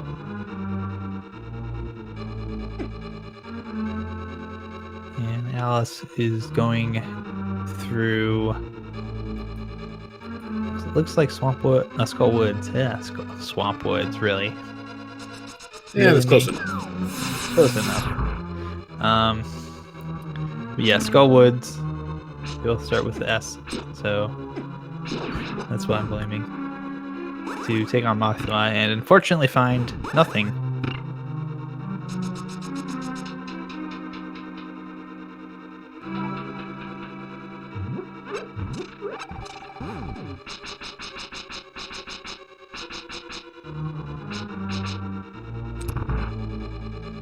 A couple more finishers. Just gonna really quickly go through here. Gan's Gone Wild, 8th place at 140, 34. Animals of Science in 9th place with a 141.04, and Dr. Marty in 10th with a 142.07. So maybe starting to get to that point where we're seeing a lot of our runners finish up here.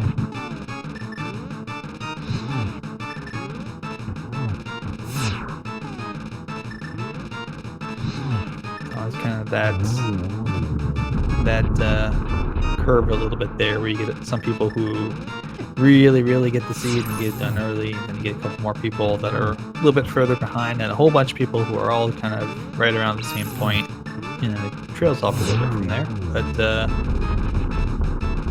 getting a very nice run here. I think Matt will be joining us in just a moment.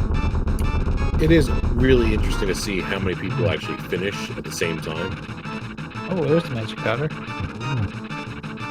Someone was saying in chat, oh, maybe the magic powder's on pedestal. No, it's in the final chest.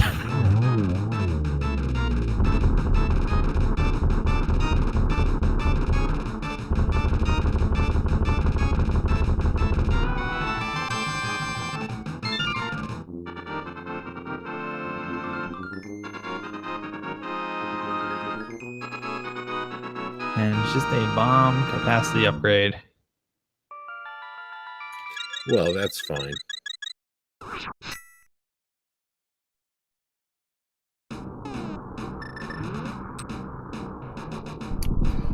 Star almost had a double hit of Vaginum. Star is about to be on that magical bird journey to peer into power, face Ganon.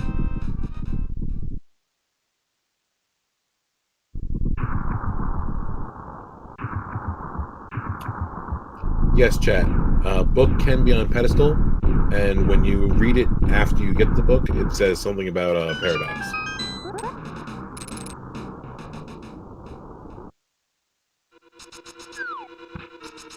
So JP will now be working on up here through GT. As Tadaro is now on the Ganon fight. He's number 2, ready to go.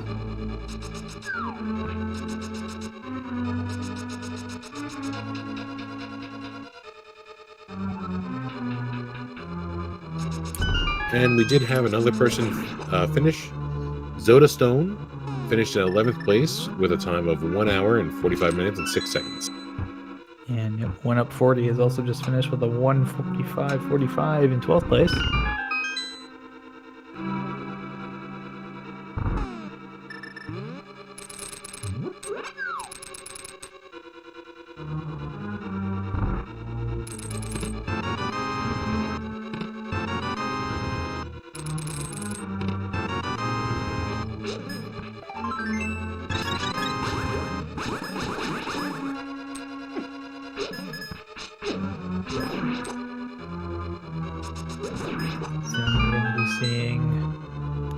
Go ahead and set up the torch glitch, keeping that left torch lit just quickly enough.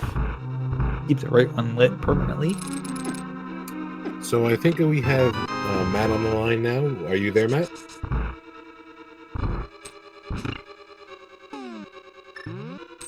I think he.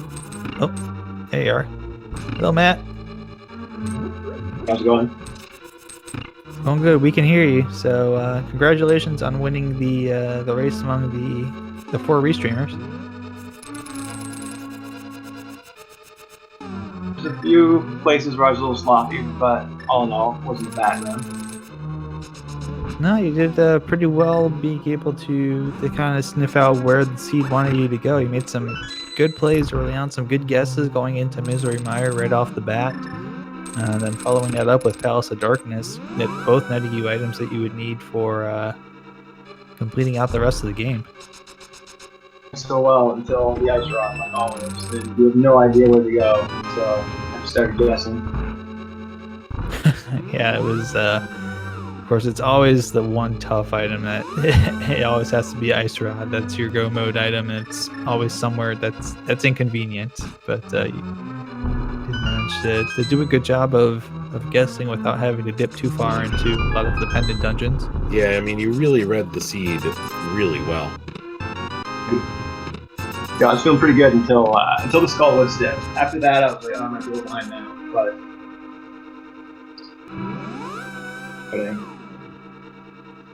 Yep. And as we were talking with you, Tadaru actually finished up second of our featured runners to finish up here, 13th place with a 146.36, and I believe we'll have Tadaru in here in just a moment. And Hayfield Bay finishing 14th place with a 147.18, so GG's to both of them as well.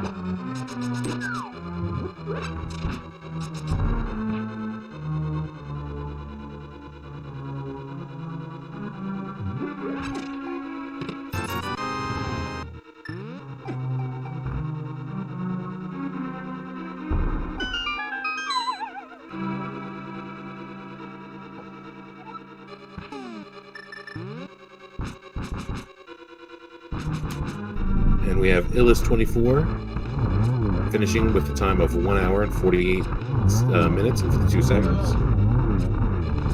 Indeed. And we've got GP about to get that big key there. I'll be heading up GT.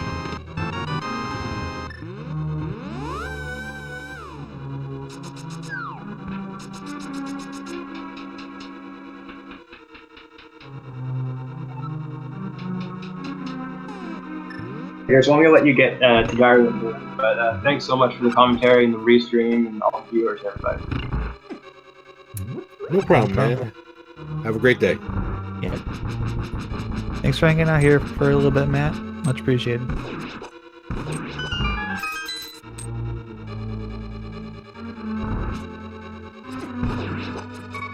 I believe we now have Tadaru here with us. GG Tadaru. Thanks, Neon Tiger. How you feeling after that one? I'm sorry. How you feeling after that seed right there? That was not one of my proudest moments. I just felt like I was dropping the ball all over the place there. Like, not tracking that I had the moon pearl and not realizing it until I entered Eastern Palace, which is why I even bothered with it. Things like that all over the seed. I can't say it's my proudest moment, but at least my was okay. I would say probably pretty okay. Still had a fairly decent run here. It's pretty tough seed there with having to try and figure out at the end where that ice rod was, and having to kind of somehow just pull together that maybe, you know, I'll check lunchbox and boom, there it is. I was just worried that I might have left it on the green pendant or like the one chest or the one item in Swamp Palace, or maybe it was that hammer chest at the bottom of Thieves Town. Just one-off places it could have been that I was really getting worried. I was probably going to head to Desert Palace next, realistically, if it wasn't. After that, I pretty much had no plan. What gave you a little bit more time was that JP actually didn't go into Turtle Rock when you did, and when you because you kind of went in there and figured out you didn't have the ice rod there, you just chose some better places to go than he did. Oh, really? Yeah, for like the first half of this game, it was Matt and JP was like in the lead, and then that Turtle Rock kind of just messed everybody up. And I mean, kind of messed me up, like, all the way to the laser bridge. When probably should have gone to Meyer first, but I was kind of scared of Meyer because sword, no cape, and no bow, so that would have been a nasty, bitty fight until I remembered the bomb strats before MM.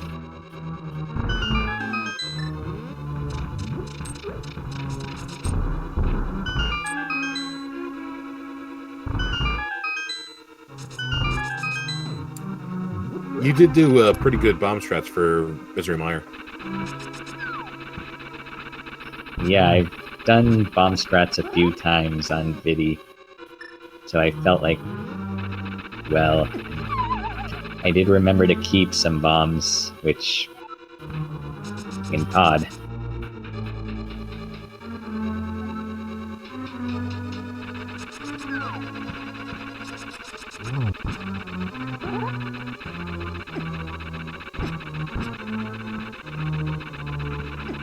So, other than the ice rod, was there really anything that kind of, as far as item-wise, that really threw you for a loop there with the way that the seed was set out?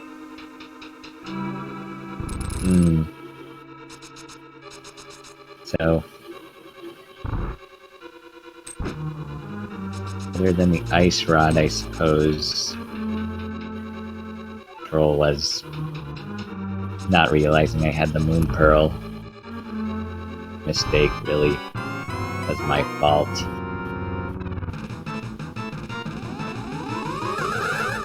That's yeah, sometimes it's an easy thing to overlook, especially when you're trying to look for it and find it early.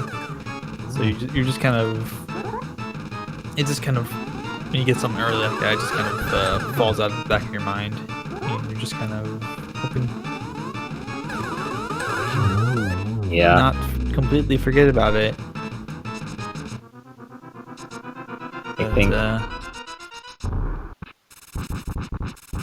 I think just most of the problem was playing this seed on kind of an empty stomach. Oh yeah, that'll do That's it. never a good idea. Probably what led to me making all of the mistakes, the human errors along the way.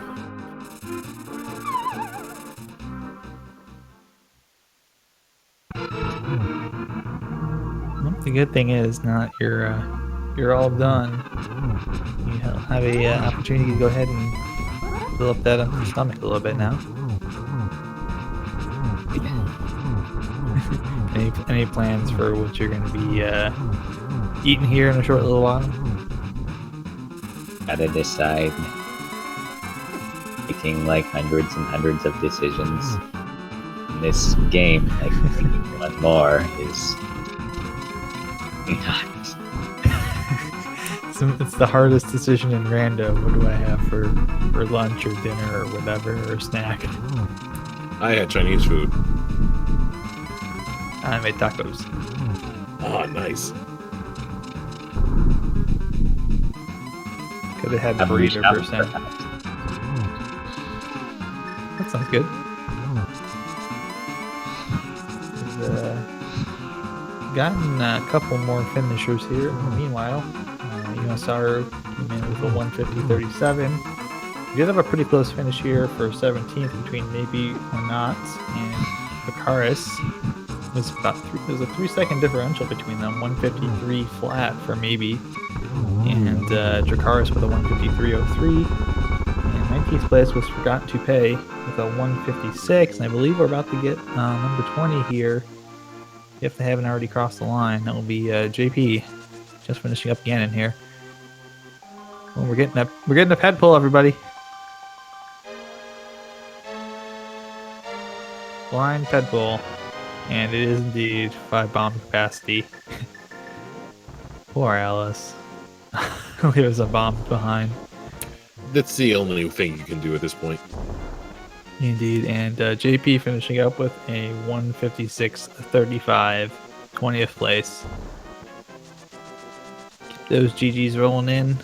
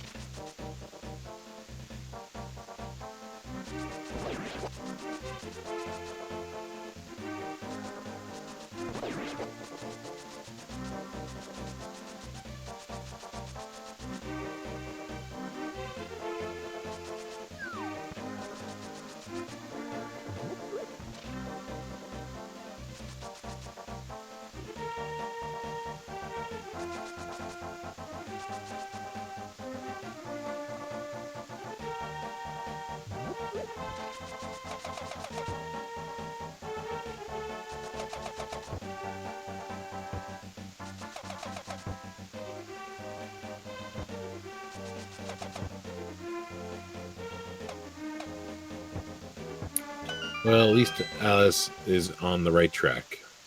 Yes.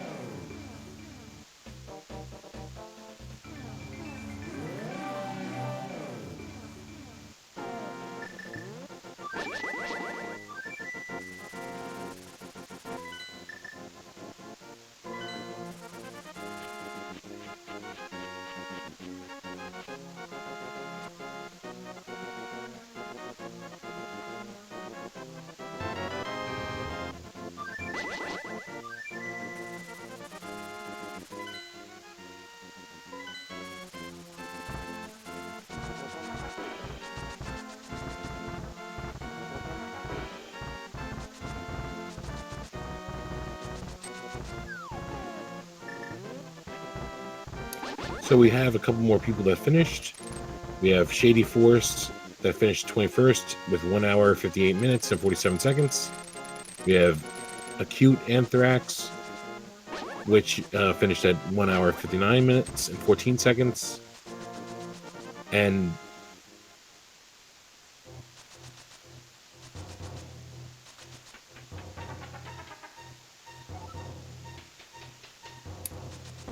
actually, Marty 7449 at 2 hours and 5 seconds.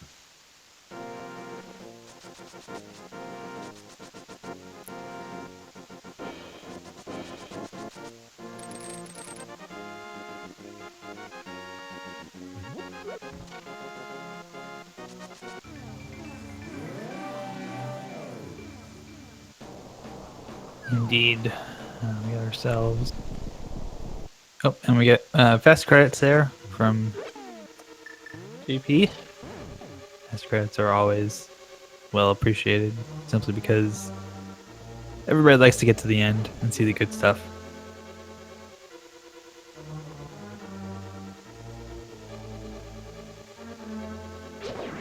And we do have Alice in go mode there, so Just has to get through the rest of Turtle Rock last little bit. And up through GT and through Ganon fight itself, and we'll be all done here.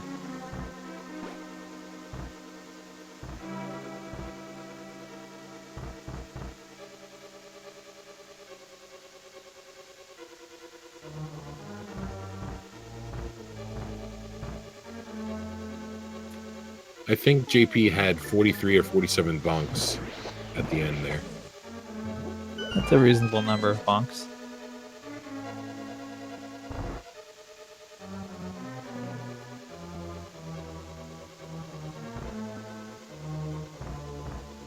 I think we'll be getting JP in here very soon. Just gonna be double checking and making sure everything's okay. Mike and whatnot, and we'll get to have some fun talking about this seed and that trolley ice rod. Absolutely a mess with that ice rod being where it was, but you know, it's one of those things probably where you're either gonna check that and find it and be happy, or you're gonna check it late and find it and be grumpy. Definitely, there's no in between there. Yeah, as we're about to see one more try next fight on the stream here in your bottomless corner, everybody. So let's definitely keep the good times going here and cheer on Alice.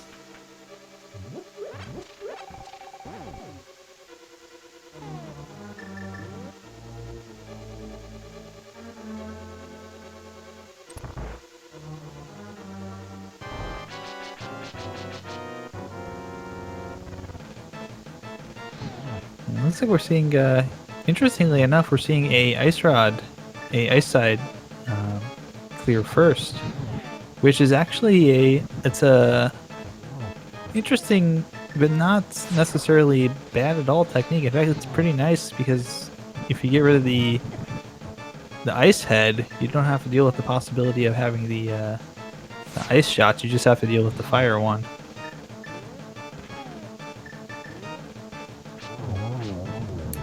All right, it looks like JP is now in here. Can you hear me, JP? Yeah, I can hear you. So how did you feel about that seed? Honestly, that's the kind of seed that just it's so up in the air who's gonna win. It's like a seed like that sometimes just feels like it throws execution out the window. It's just who manages to find that last location the first. I kind of feel like that was indeed a little bit of what we saw today. Matt ended up being the first person to check the lunchbox and found it. There was definitely a little bit of guesswork involved there about which dungeon to go into as well. Once you completed Thieves Town, and a couple of options available. We saw people going into Ice Palace. We saw people checking Misery Mire. So it was one of those situations where it turned out that Mire was actually the correct play to go into immediately after, because that's where the bow was hiding out. And yeah, I mean, I felt like I made a great play going into Mire. I mean, that boss battle was a bit long, but you know, coming out there with the bow was great. But at the same time, I almost feel like that threw me off, because when I got down to one item from go mode, at that point it's like I don't really have a point to doing anything but dungeons. I mean, I'll check a couple of locations that happen to be along the way, but that's about it.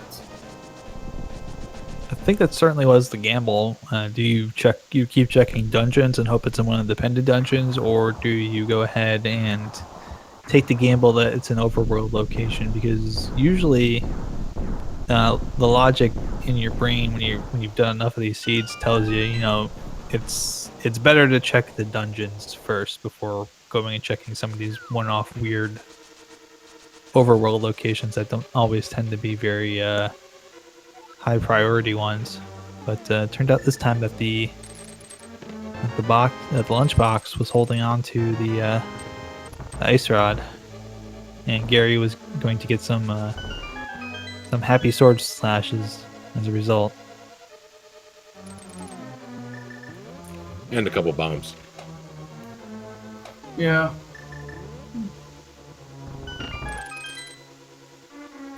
Well, yeah, it's just one of those things. What can you really do? It's like you know, it really just came down to who made the right choice, and yeah, I just didn't make the right choice today.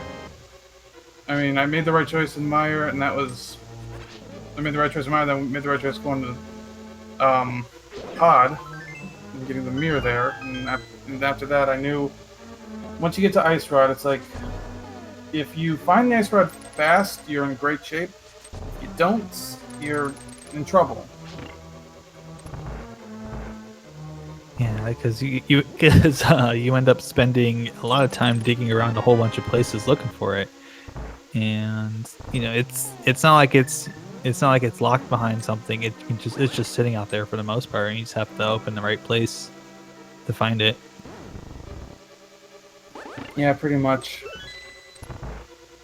Yeah, I mean, beyond that, I mean, just putting that aside, I mean, I did feel like I played that seed really well. I mean, maybe it was kind of a mistake going into Misery Mire as early as I did, because I probably lost some time in a long Vitreous fight, but, I mean, coming out there with the bow was great. Yeah, I mean, beyond that, I felt like I did pretty well on that seed. I actually want to say that all 4 of you entered Misery Mire about the same time. Oh, that's interesting, actually. I mean, I thought there would be a lot of people who might put it off if they only had a fighter sword. I made the decision to go in after I got the hammer. I figured, okay, I could potentially use this if needed.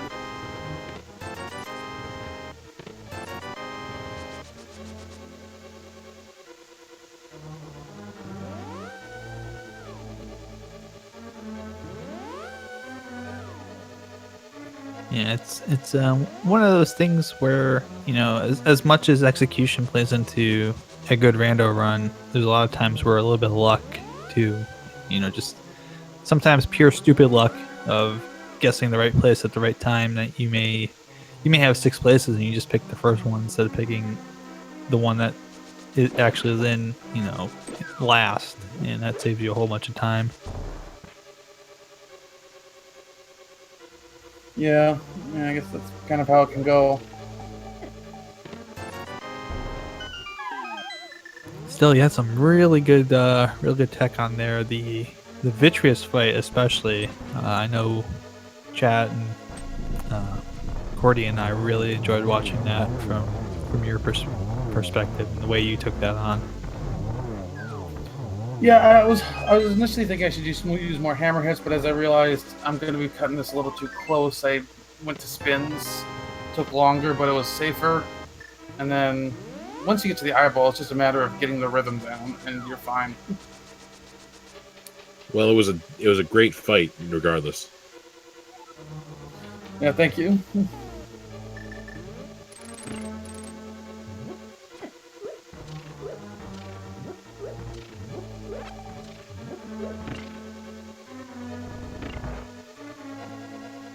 Well, I'm gonna actually probably head out to just jump in quick. Thanks for commentating today. Thanks to the trackers, and thanks to our restreamer for getting through all those technical difficulties to start. Indeed, not a problem. And thank you for being one of our featured runners today, JP. It was a joy as always. Yeah, no problem. Have a good day. Have a great night.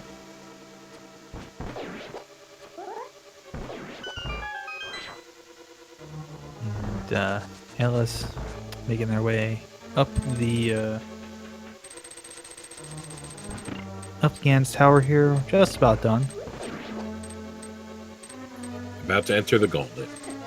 Indeed, and as I always like to say with the seeds, especially if you're a new runner, being able to finish one of these is always the first and most important thing. Don't worry about the time. The time will come down as you run it, and sometimes too it's just pure stupid chance. You guess wrong on one seed, and it costs you 30 minutes. You guess right, and you might gain 15. So it's all about just getting used to it, getting comfortable with understanding logic, and most importantly, with a lot of these things, just the execution of how to go through, you know, a GT, how to go through and do some of these dungeons, boss fights, things like that. Simple glitches that are allowed.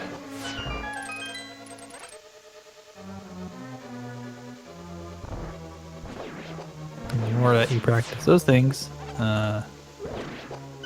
usually the more that you are able to kind of improve your time without even knowing it. Yeah, every time you run, you're learning things.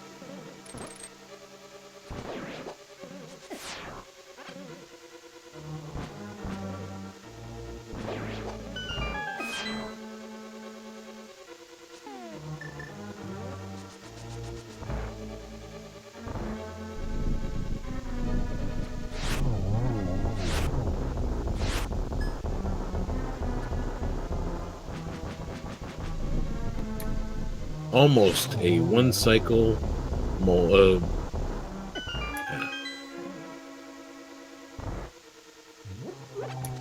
very nice shots with the silver arrows. Indeed. Very, very nicely done. So we're having a few more people to roll in here. Looks like we've got RDOLSV, the 20144, Zinpars with 21107, and iSonic with a 21212. So just a few more runners left to finish up here, and we'll have everybody who's still running this done.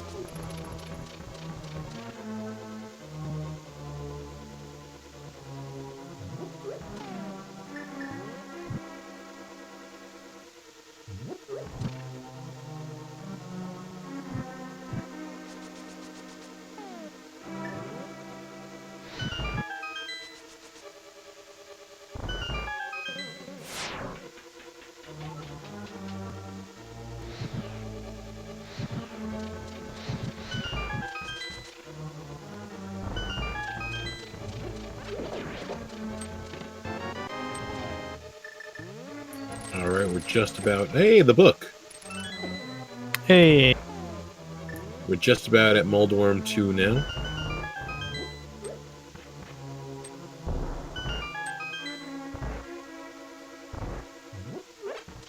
So I think that means we've through everybody on the stream, we found everything except the mushroom, and we have no idea where the mushroom is. It's probably needed to be dug up. Probably could be dug up. It could be somewhere within GT that we haven't seen. Maybe it's hiding out in the tower room chest, big key chest. Yeah, that could be.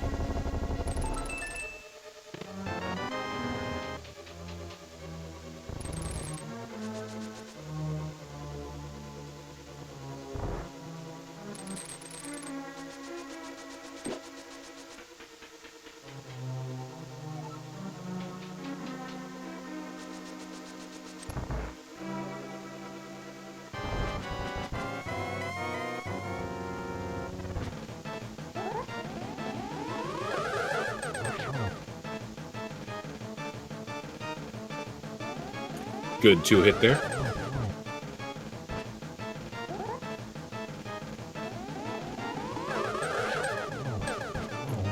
Two more hits and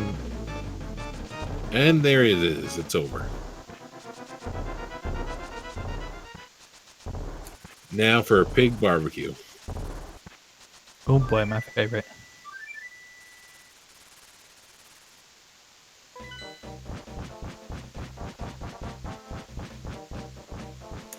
So hopefully Alice won't have a as bad of a Ganon fight as I usually do, and it will be done within the next 5 minutes. Yep. Actually, I think someone else. I think Tadira may have picked up the powder out of the last chest as well. I did see somebody else pick it up because we were able to verify that it was indeed in that final chest in GT. Yes, it was Tadira. Indeed, and look one Waffles is finished with a 216.23. Is their official SRTV time?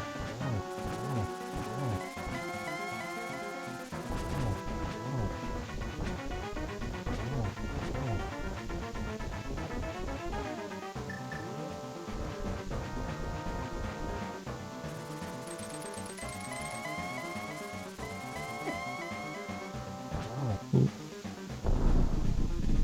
Have safeties here. Kind of low health at this point.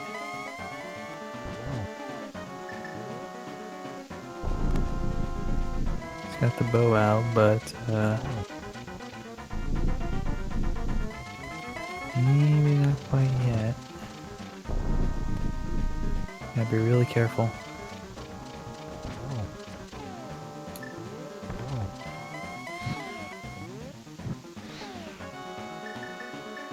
Oh, be careful. Oh, no.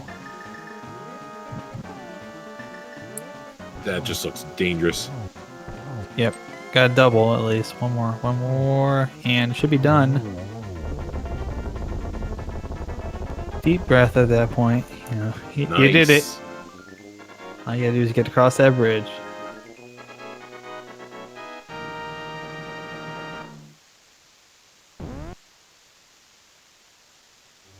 And Alice is gonna finish with the official time of 2 hours, 17 minutes, and 33 seconds. So everybody has finished on our stream here. So 4 for 4. Good job all around for everybody. Congratulations, everybody. You get those GGs in chat.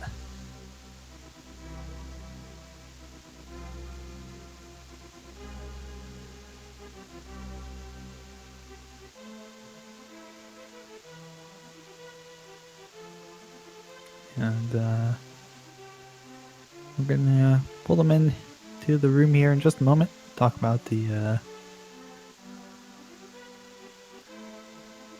seed. Nope. Hey everybody. Hey Alice. GG. Congratulations. Thanks.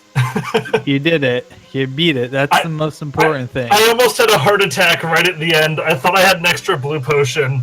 You realized you didn't? Oh, and I was going through, I'm like, where's my potion? Oh god.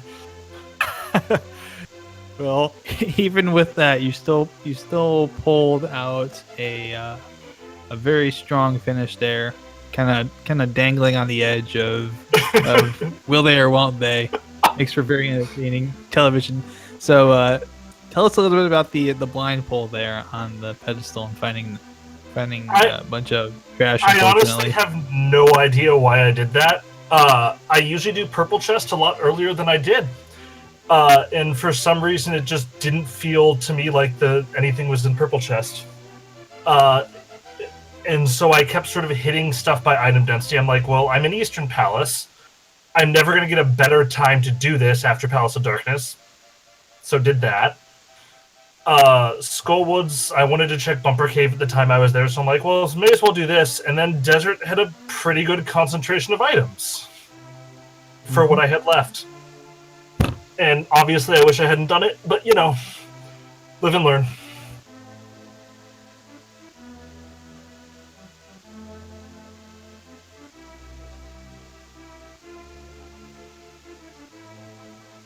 Indeed. So, all in all, how do you think that how do you feel about the seed? Seed was actually pretty okay. Ice Rod hunts are probably my least favorite kinds of seeds. Just because there's so little to guide you in terms of where it could be or to logic out, and so a lot of it comes down to guessing out where you're going to end up. But it was, I mean,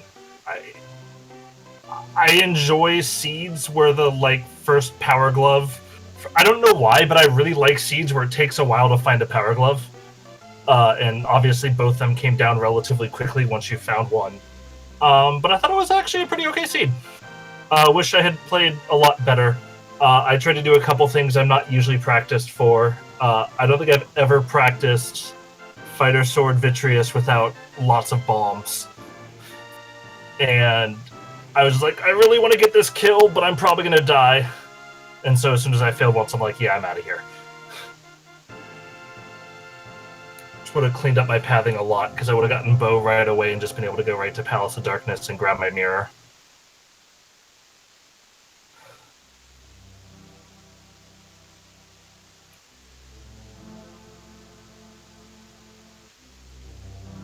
Indeed, very cool. Anything else you just wanted to really mention about the experience? No, I think I let pressure get to me a little bit early on. I tried to do way too much. I got trolled a little bit at the start with those bomb bushes. I think it took me like 4 or 5 tries to actually pull a bomb from it, which slowed me down by like a minute at the start and just put me in a bad frame of mind. But I think I calmed down a little bit by the end. I felt pretty good about my GT as a whole. Had a nice Aga too. But, I mean, it's just about practice and getting better. Indeed. It's one of those things, too. I think we were talking about this, hey, just completing these things, getting them done. They're all things that help you get better and help you kind of learn how to do things, to execute better, to go ahead and just polish things up too. Yeah, absolutely. I think in the first, I've only been doing this for like a month and a half, 2 months at this point. And early on when I was playing, I'd give up in the middle a lot just because I'm like, I'm tired of this seed. And I've gotten a lot better since I've started forcing myself to finish seeds. Yeah, that's one of the major things you got to do is just, you always have to complete a seed. The moment you forfeit, you lose all the momentum you've built up. But yeah, this was a lot of fun. I've been trying to do the weeklies and dailies a lot over the last few weeks. And it's been a good experience and been good to sort of practice and get better. And this is probably the worst I've done in a long time. But, I'm sure, well, it was a bad one for everyone else to see. But, how it goes. Don't worry too much about it. No one's going to complain. If anyone does complain, it's bonus content. I'll growl at them. It's bonus content for everybody. But thank you so much, Alice, for stopping on in here with us, getting to talk about the seed, and keep at it, keep practicing. I know I'm kind of getting back into the swing of things too with practicing these seeds. So I'm kind of in the same boat as you, where maybe I haven't played in a while, so I'm a little rusty. But you'll get better. Trust me. I know from experience. Oh yeah, no, definitely. I'm not disheartened. I'm just a little dismayed at myself, but it happens. Yeah, it'll happen. Bad seeds, bad runs. These things happen. Just keep working at it. You got it. I'm terrified to look at my final item count. I almost want to quit out before I see it. No, we got to see the item count. I'm afraid it's going to be in the high 170s to 180s. Well, if it's 170, JP had 169, so you're not too. I'll say PKR had a huge. I think PKR was in the high 160s too when I saw, but she obviously executed a lot better. Yeah, everybody's in the 160s at least. Matt was our quickest runner of the 4 of you guys who were restreamed and had a 162. So 184. Oh no. It's all right. It's all right. Sometimes you just gotta. That's all right. You take your lumps. It was fun anyway. Yes. Thank you so much for being here. And I think with that we'll kind of start wrapping things up here. I know we have something coming up that we're gonna need to make way for. So, any final thoughts, Cordy? No, I mean this was a pretty fun race to commentate with because of the ice rod being so trolly.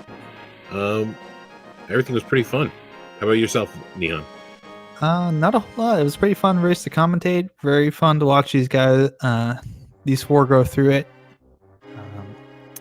Kind of differences in pathing here. We got to see a little bit of that. Some differences in execution on some of the fights. It was a fun time. And speaking of our 4 runners, make sure to follow them: JP, Tadaru, Matt, and Alice, as well as our trackers, Link Force 0 and Magic Jade 47. And of course, follow my good friend Cordy here, my co-commentator. And follow Nihon Tiger. Thank you very much. Just to give you guys a heads up, if you wanted to see some more rando, there is a summer qualifier match at 9:15 on Speed Gaming 2. We're going to be moseying out of here in just a moment because on Speed Gaming 4, we've got a Super Metroid tournament race coming up at 8:30. A couple of Super Mario Brothers 3 bid races going on the main Speed Gaming channel tonight. Zelda 1 Randomizer starting up at 9 p.m. on Speed Gaming 3, and then after that at 11, we've got more from the Super Metroid and A Link to the Past Randomizer co-op tournament, and then Speed Gaming 5. And then we've actually got quite a bit of Zelda 1 Randomizer going on, not only on Speed Gaming 3. There's Zelda 1 Randomizer going on Speed Gaming 5 at 11 p.m. and the Randomizer Weekly Race is going on at 10 p.m. on Speed Gaming 4. So if you like rando, tonight's your night. You got plenty of rando to choose from with a number of different games. But I'm going to say I'm Neon Tiger. As always, good luck. Good night. Good RNG. Remember, someone out there loves you, and we love you too. I'm Cordy the Programmer. Have a great night. Good night, everyone.